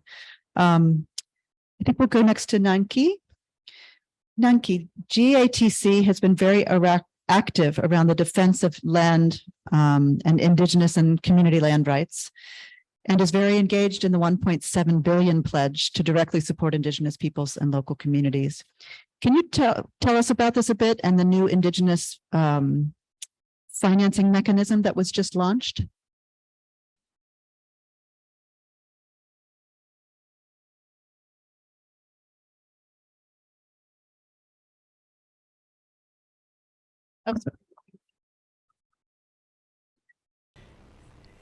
Muchas gracias, hermanos y hermanas de distintos países, culturas y nacionalidades. Mi nombre es Nanki Wampanqui, dirigente de territorio de la Confeñey, que abarca más de 1.500 comunidades. Bueno, con respecto a lo que menciona, de que si de los 1.7 millones de dólares que hayan ejecutado en el territorio, realmente, para poder decir la sinceridad y la verdad, es llegar al territorio y conocerlo. Si las cosas han sido así, hoy los territorios de las nacionalidades al menos hubiese llegado el 5% de los territorios legalizados. Pero sin embargo, desde un punto de vista desde el Ecuador se ha notado de que todavía los territorios de las nacionalidades y pueblos no están titulados. Tenemos más de 7 millones de hectáreas, exactamente no es esa, pero para eso estamos ahí. Y hemos tratado de poder ver la forma de cómo poder acceder a estos recursos para poder legalizar los territorios, para poder resolver los problemas territoriales que existen dentro de los pueblos y nacionalidades. Hoy en día hemos tratado de poder ver todo ese trabajo que debía que realizar, que debe que asumir la responsabilidad es desde el gobierno. Y no más bien ver de que las nacionalidades y pueblos puedan resolver esos problemas, sino son absolutos responsables el Estado, el gobierno, para poder dar solución a estos problemas. Y es por eso que a través de todo esto hemos tratado de poder ser parte, somos parte de la COICA, también parte de esta alianza global, que hemos tratado de poder ser socios, aliados. Pues gracias a eso hemos tratado de poder resolver algunos problemas. Para eso, como Confeñey y su estructura, ha armado una plataforma para poder resolver estos problemas. Y esta plataforma está denominado como el SIC Confeñey, Sistema de Información Geográfica de la Confeñey, que abarca las 11 nacionalidades y 23 comunidades y más de 1.500 comunidades. Esta plataforma no solamente abarca de poder resolver el problema territorial, límites territoriales, sino está incluido, abarca el tema de lo que es salud, educación, economía, tema de la juventud, tema de las mujeres. Pues sobre todo eso, de todo el tiempo después de unos 20 años de problema territorial de unos hermanos, Andoas y Xiviar, se pudo resolver. Y pudo resolver la organización, pudo resolver las comunidades. Y eso es un ejemplo para nosotros que esta plataforma nos está sirviendo y estamos aquí. Y es por eso que realmente poder recibir que exista esos recursos, que haya existido o está en proceso o ya está, realmente han llegado a través del gobierno y desde el gobierno han conformado una tercerización de crear como un empleo crear más instituciones o consorcios o consultorías, y para poder resolver los problemas territoriales no han llegado al fondo. Y no han llegado, quizás ha llegado el 1%, pero ese 1% no significa nada para las comunidades. Y es por eso que nosotros decimos de que si es que es esto, la legalización de tierras, defensa de los territorios, el derecho a la naturaleza, también nosotros contamos el derecho a la naturaleza, pero sin embargo el Estado lo ha violado, el derecho a la naturaleza. Y no creo que solamente en el Estado ecuatoriano, sino en otros países existe. ¿Y es por qué lo digo eso? ¿Por qué ha violado los derechos a la naturaleza? Pues concesionando, entregando los territorios de los pueblos y nacionalidades, sin la consulta previa, sin el consentimiento. Y de eso seguimos planteando, seguimos proponiendo y seguimos que nos pueda entender el gobierno. Otra cosa, existe áreas protegidas, reservas, bosques protectores, parques nacionales. Pues en sí está de que es una área de reserva, de conservación, de protección, pero sin embargo esas áreas protegidas que están en conservación han sido entregadas a las empresas transnacionales, adjudicadas para que puedan hacer la extracción minera, petrolera, hidroeléctrica, maderera, como mencionó mi estimado, que ya no pueden ni siquiera poder tumbar o cortar un árbol para poder vender. Pues si no tienes esa licencia o el permiso, tú no lo puedes cortar un árbol para poder vender. Y si es que no tiene esa licencia, son detenidos. O sea, ¿cuál es? Para poder entregar la licencia para las empresas transnacionales hay un permiso. Para hacer un desastre, a eso sí hay permiso. Y lo han hecho en otros países igual. Pero para poder nosotros como pueblos y nacionalidades milenarios, territorialmente, que vivimos y viven y vivirán miles de años, no existe el respeto al derecho de tener ese mismo derecho como tienen los demás. Podamos decir al Estado, para el Estado es suficiente la ley, pero para los pueblos y nacionalidades no existe esa ley de poder proteger. Y es por eso que estamos aquí, y decir la verdad de que necesitamos, de que haya ese entendimiento desde el Estado, y a quién les corresponde, quién les compete, pues hacer una articulación. Y para eso invitamos, estemos esta plataforma, para poder construir, para poder desarrollar esto, necesitamos el apoyo de ustedes también, el apoyo de las instituciones, de los aliados, para poder resolver el problema, porque realmente si todo pasa los recursos por el Estado, por el gobierno de turno, simplemente van a quedar en medio camino y para los pueblos y nacionalidades no lo va a existir. Y es por eso invito a concientizar, pongamos el pecho en la mano, la mano en el pecho y reflexionemos qué es lo que estamos haciendo. ¿Somos culpables nosotros? ¿Los pueblos y nacionalidades somos culpables de no poder resolver o no tener los títulos legalizados, los territorios para poder defender? ¿O quiénes son los culpables? Eso simplemente quisiera decir y muchas gracias. Thank you. Thank you, Nanki. I think we have another example of the importance of the role of government, but with a different twist and perhaps more common one than, and definitely more problematic than Namibia, right? And pointing out the incredibly differential treatment of companies being given the right to move into protected areas, which should be very illegal, while arresting local people who don't have a permit just to cut a tree. And the importance of alliances, both in the Namibia case and in Ecuador. We'll turn now to Dario. Dario, could you tell us a bit about the Permanent Forum and any guidance you can give from the experience of the Permanent Forum that would help us think about supporting communities and Indigenous peoples in this big restoration initiative?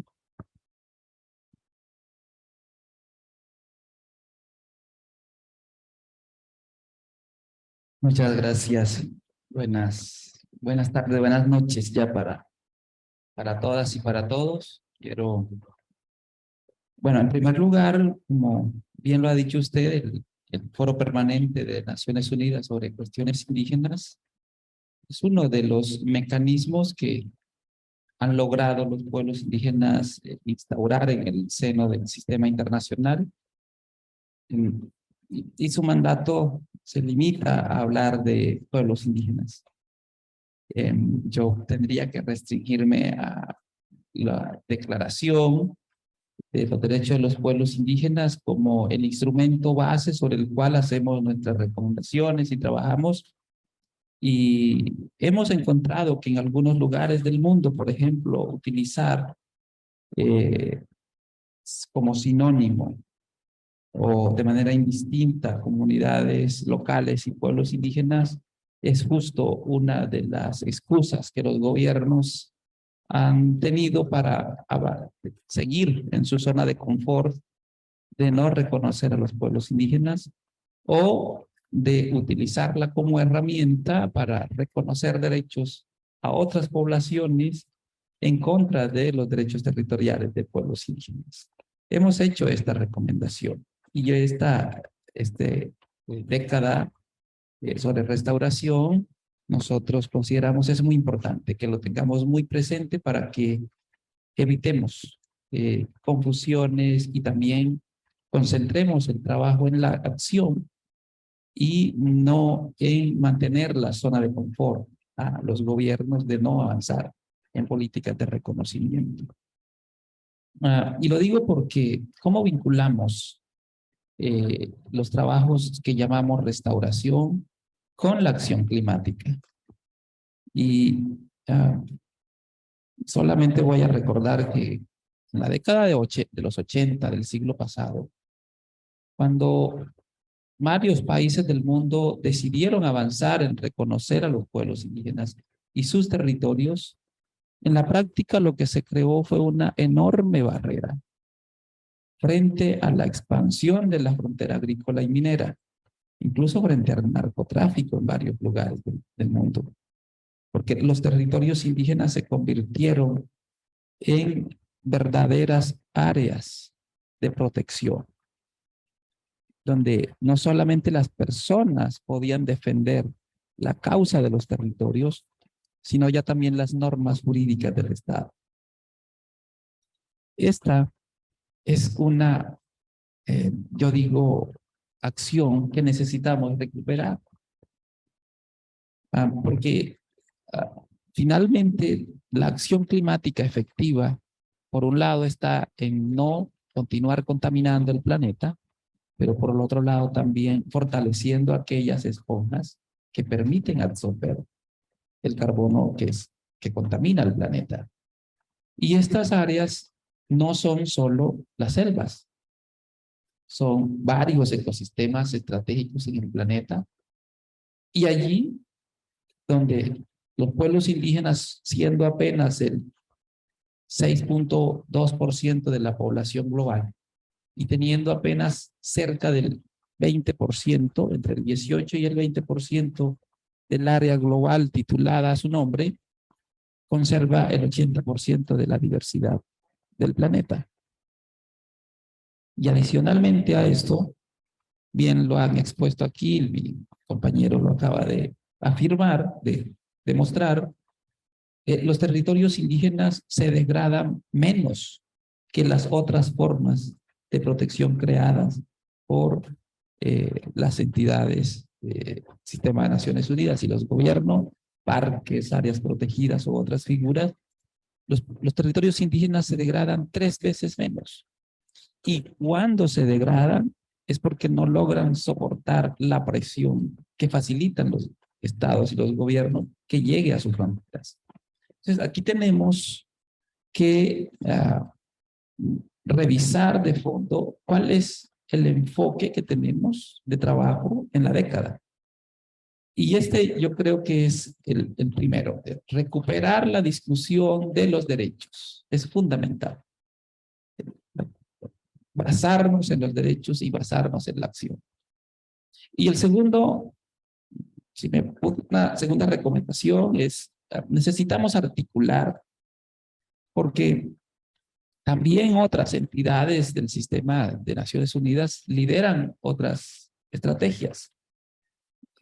Década de aguas o año de aguas, las discusiones sobre la COP de cambio climático, la COP sobre biodiversidad. Tuvimos hace 2 años las estrategias sobre sistemas alimentarios. Buscamos hablar de soberanía y de seguridad alimentaria. Por otro lado, tenemos las discusiones sobre océanos, también discusiones sobre pesca. También tenemos la década de lenguas indígenas. ¿Y cuál es el nivel de articulación y de metas comunes que estamos identificando en todas estas líneas de trabajo? ¿Acaso el objetivo no es el mismo? Desde la mirada nuestra, el objetivo es contribuir a conservar la vida sobre el planeta y a mejorar las condiciones que tenemos actualmente.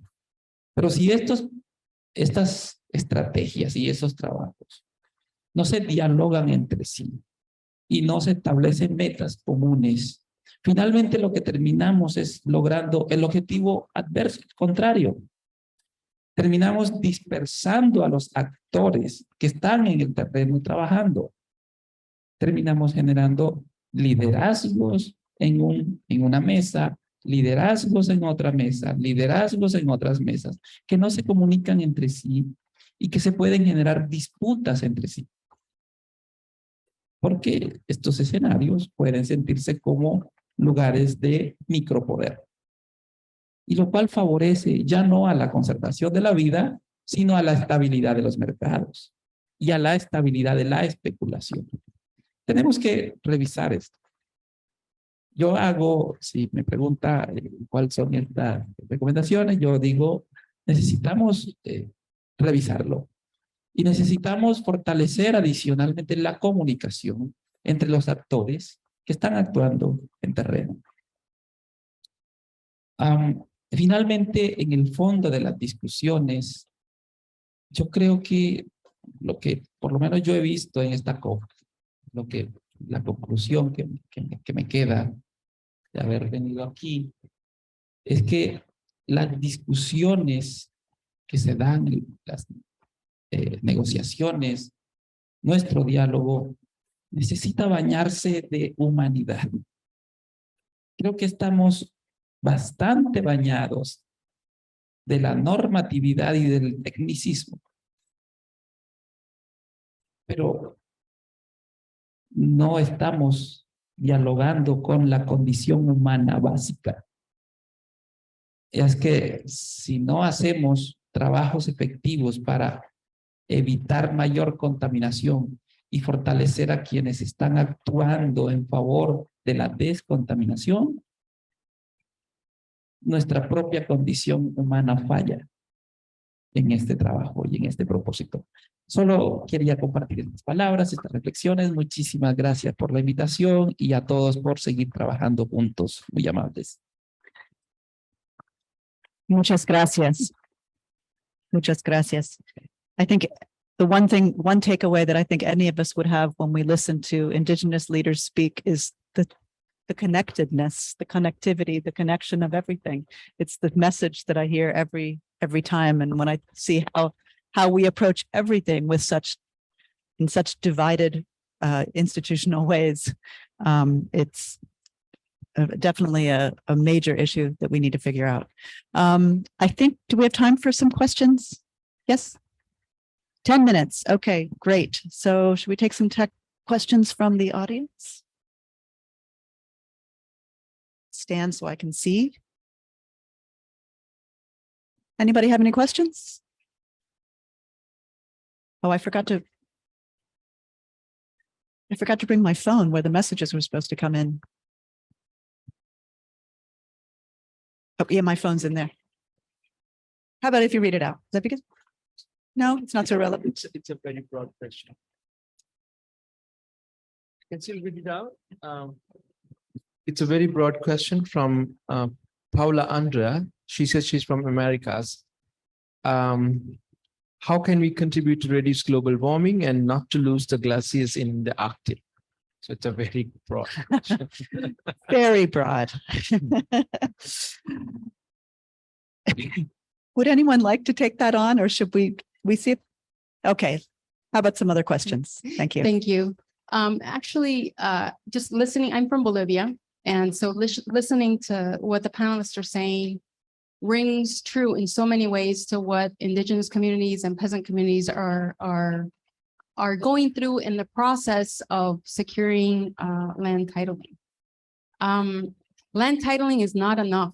I think we've heard this repeatedly, and land titling is not enough, because then what occurs is once land titling happens and the communities have the title in their hands, they have to deal with multiple regulations, laws that are enormous barriers to access to the natural resources. And you can see this very clearly with the Bolivian forestry law. In Bolivia, where we have 20 million hectares of forests that are titled to communities, and yet most of those communities do not have access to their natural resources. And just winding this back to restoration and ecosystem restoration. What about restoration of productive systems? I would like the viewpoint of the panelists that are coming from indigenous communities. What about the importance of restoring biodiversity? You know, the maize species are being lost. The different types of medicinal herbs are being lost. There's so much traditional knowledge being lost, and it's almost like the food system is being homogenized. And so I would like to have their perspective, their view on productive system restoration. Isn't that what we should be talking about?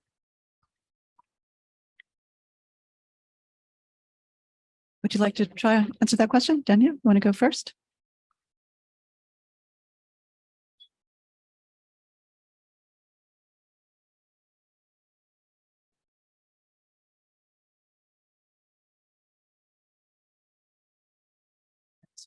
Así.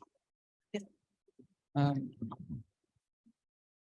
realidad hablamos de restaurar la memoria de los territorios, porque no es el ser humano el centro de los derechos desde una mirada de los pueblos indígenas. El centro de los derechos, que ni siquiera es una mirada antropocéntrica, el centro es el territorio.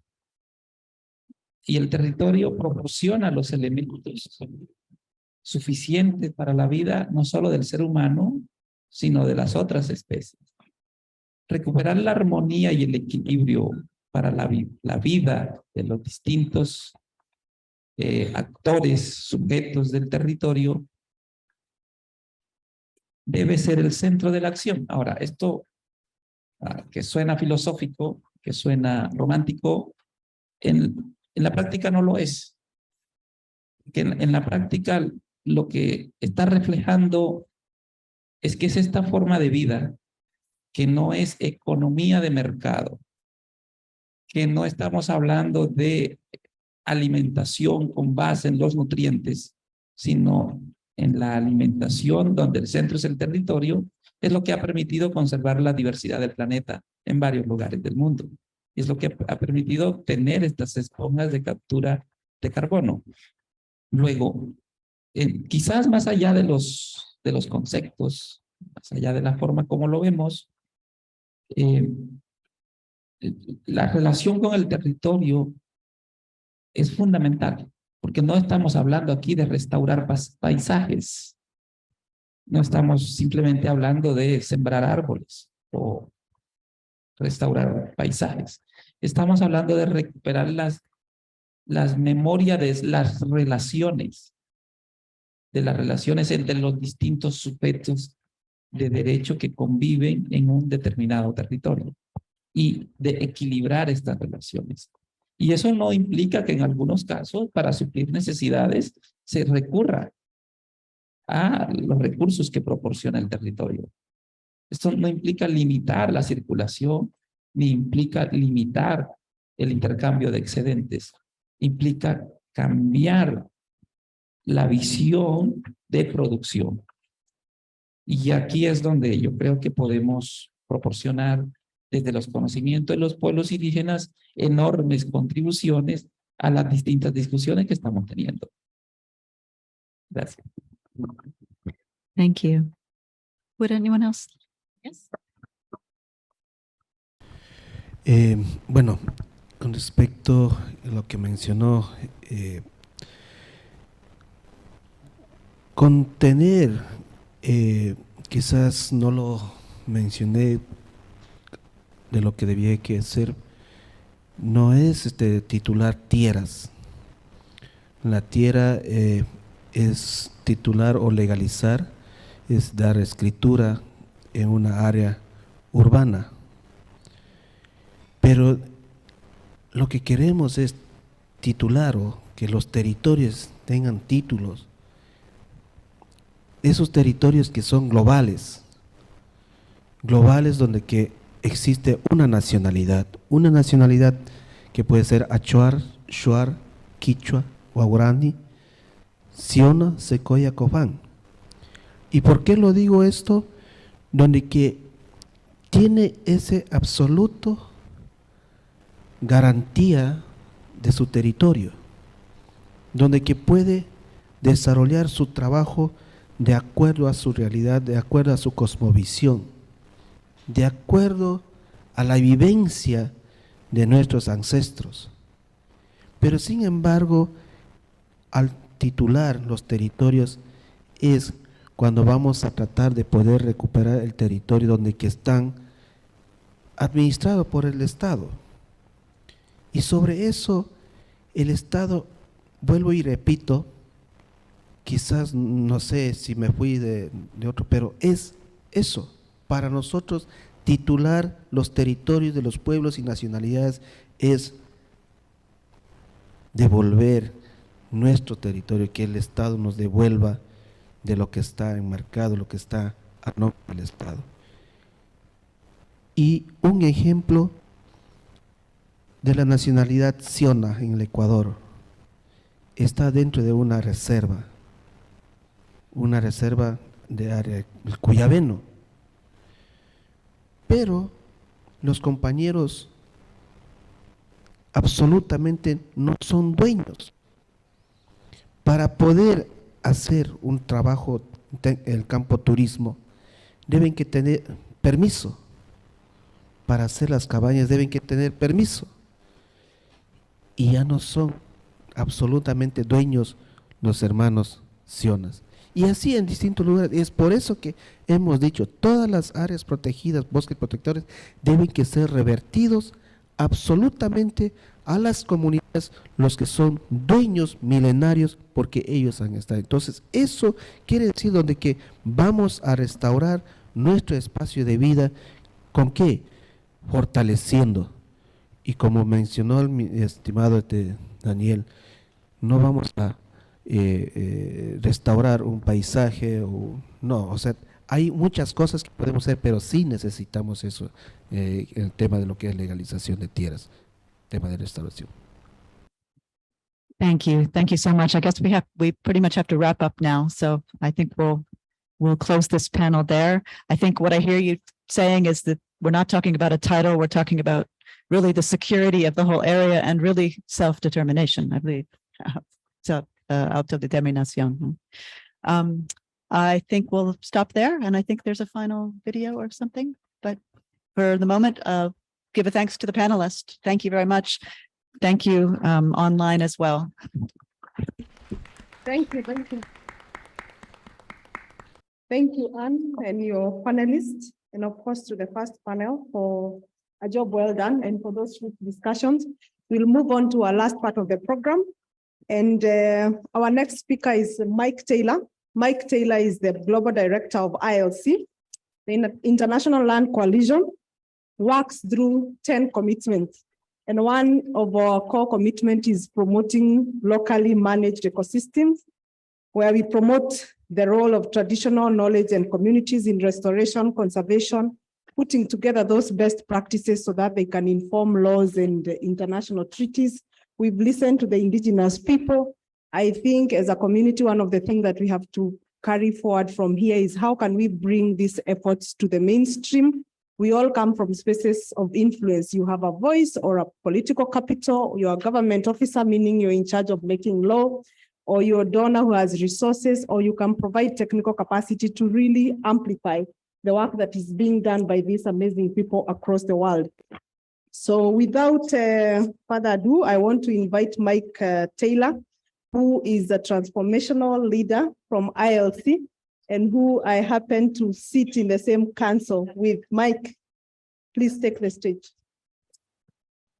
Thank you so much, Frida, and thank you to everybody who's been part of this really excellent program. I'm joining in remotely from Italy, and just as I've been listening, I've been thinking, these are the voices that need to be heard at COP, and I'm so proud that we've been able to join with such voices at the COP. I wish the world leaders were listening to you, the voices that we've heard, and we will do our best at ILC to amplify these incredible voices of young people, of women, of indigenous leaders, and of those that support indigenous peoples and local communities. So it's been great. I was asked to give a little bit of a summary. I'm not going to do that because I think what was said was extremely clear and very powerful. I couldn't say it better than it was said already, but I would just like to give an expression of commitment. On behalf of the International Land Coalition, our 300 members, who, as our co-chairs said just now, are committed to working together for people-centered land governance. One of the work paths that we have ahead of us for the next decade, going to 2030, is working together with all of the partners of the UN Decade for Ecosystem Restoration to be part of our collective challenge to halt and reverse ecosystem degradation in the world. And as we've heard so clearly in this session, securing the land rights, the governance systems, the knowledge systems, the management systems of indigenous peoples and local communities really is at the center of that challenge. And so we're very, very pleased to be taking up the challenge with our membership. Our membership is almost half, 45% of our members are organizations that belong to indigenous peoples and local communities. And the other half are many other different kinds of organizations that come together to support this work under the leadership of people's organizations, to work on the ground to make a difference in ecosystem restoration between now and 2030. I think the messages are clear. The challenges are big, and this is really what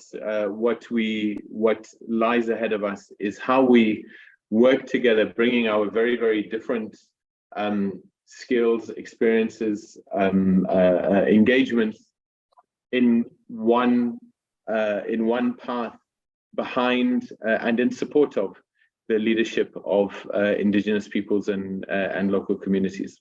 And I think just in closing, as we do so, as we plan concretely how we support this at the local level, three challenges that have been really clear in the session that will guide us. And the first is obviously that we do so under the full leadership, in full support of indigenous peoples and local communities, and particularly women. I think we've heard clearly indeed the important role that women play, and I would add young people as well, in these efforts, and the importance of recognizing that leadership and coming behind it. We've heard a lot about funding and about how the systems of funding are not recognizing that, and as the IOC, we are committed to be part of shifting that and supporting ways for the resources to get directly to indigenous peoples and local communities. And then lastly, this again, a commitment to working together We're talking about system change here. And I think, again, that's come through again and again in this session. We're not going to make a dent unless we change the systems that perpetuate marginalization, destruction, dispossession. And that means putting aside sometimes our differences and being able to come together with the common goals that have been discussed and outlined in this session.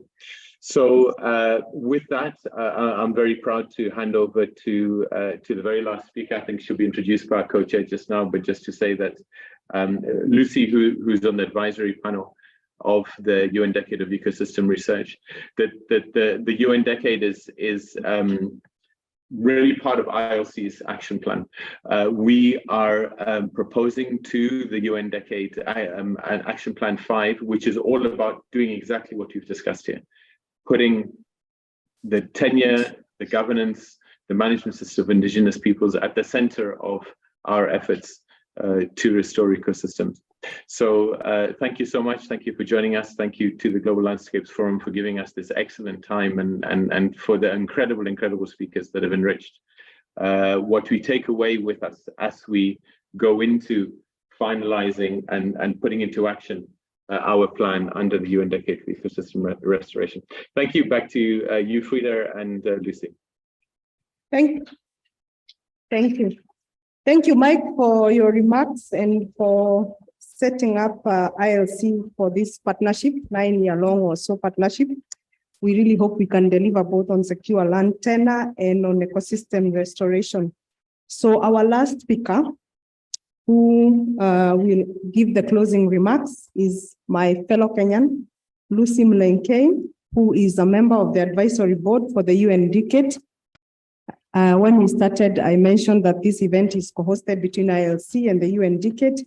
Lucy is an activist on Indigenous and women rights with extensive experience in championing for the rights of the marginalized communities, pastoralists, hunters, and gatherers in Kenya and globally.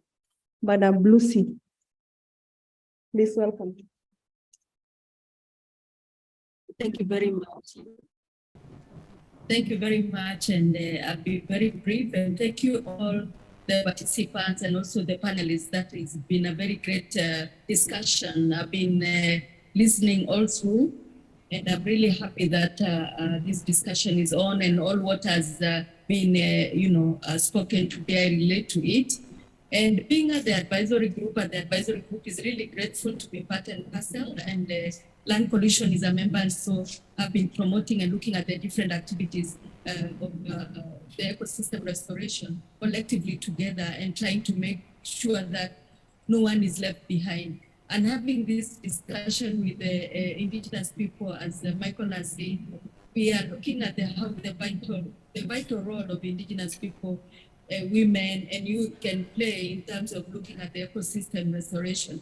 And of course, the issues of land are very critical, and I think it's something that has really been a problem all throughout with Indigenous people, because nobody seems to be recognizing their role in terms of looking at their natural resources, looking at even traditional knowledge of what Kobe had spoken earlier on, talked about. People look at traditional knowledge in a different perspective. But at the same time, science is also looking at that traditional knowledge to see how they can relate it with science. So it's very important to look at all those perspectives, and at the same time, to make sure to look at it and look at how all these things are intertwined together. For the advisory group, we've been working with different experts. We have like 55 community camps, restoration camps, which are very crucial in 6 continents. And there are quite a lot of activities that have been going on right now. It's climate change. The advisory group is meeting with a community in Habiba, a community in the South Sinai, and it was really very good to be here, to be able to see the community free in the middle of the desert, but there is green, and also there is hope. It's feeding the world, it's feeding the community around, and I'm sure they also feed the neighboring communities, even up to where we are in, where you were already in Sharm el-Sheikh. So you see how this is all connected, and how the advisory group is working with different communities. One of the things that also was about, having all these big restoration issues and not involving the local communities. Yes, it's true, but what also we should also look at it is that as Indigenous people, it's good to look at who are these members within the advisory group. We have 3 pathways that we also try to make sure we talk with the government so that they can listen to different voices. We also have different areas of research and working together and so on. Look at who are these members, try to work with them, try to continue advocating and working with the other partners within the ecosystem restoration, because there are many. There are over 200 new members and others who have already joined in. So it's really very important to be able to work with everyone. We are happy and we really congratulate the Land Coalition for this particular webinar. It's part of the advocacy, it's part of awareness creation. And I want to thank everyone for participating and also for giving us the opportunity as an advisory group. And I wish you all the best and continue working as hard as you are, because that's the only way we can all link our issues together and make success. Thank you. Thank you, Lucy, and thank you to all the participants, those who are here in person. Let's continue the conversation outside, and the ones who are joining us online, thank you so much for your participation and staying throughout the session. To ILC, the Secretariat for the UN Decades, and to all our members from the ILC Coalition, thank you so much for your support. To the panelists and to all the speakers, we enjoyed listening to you. Thank you so much and see you around.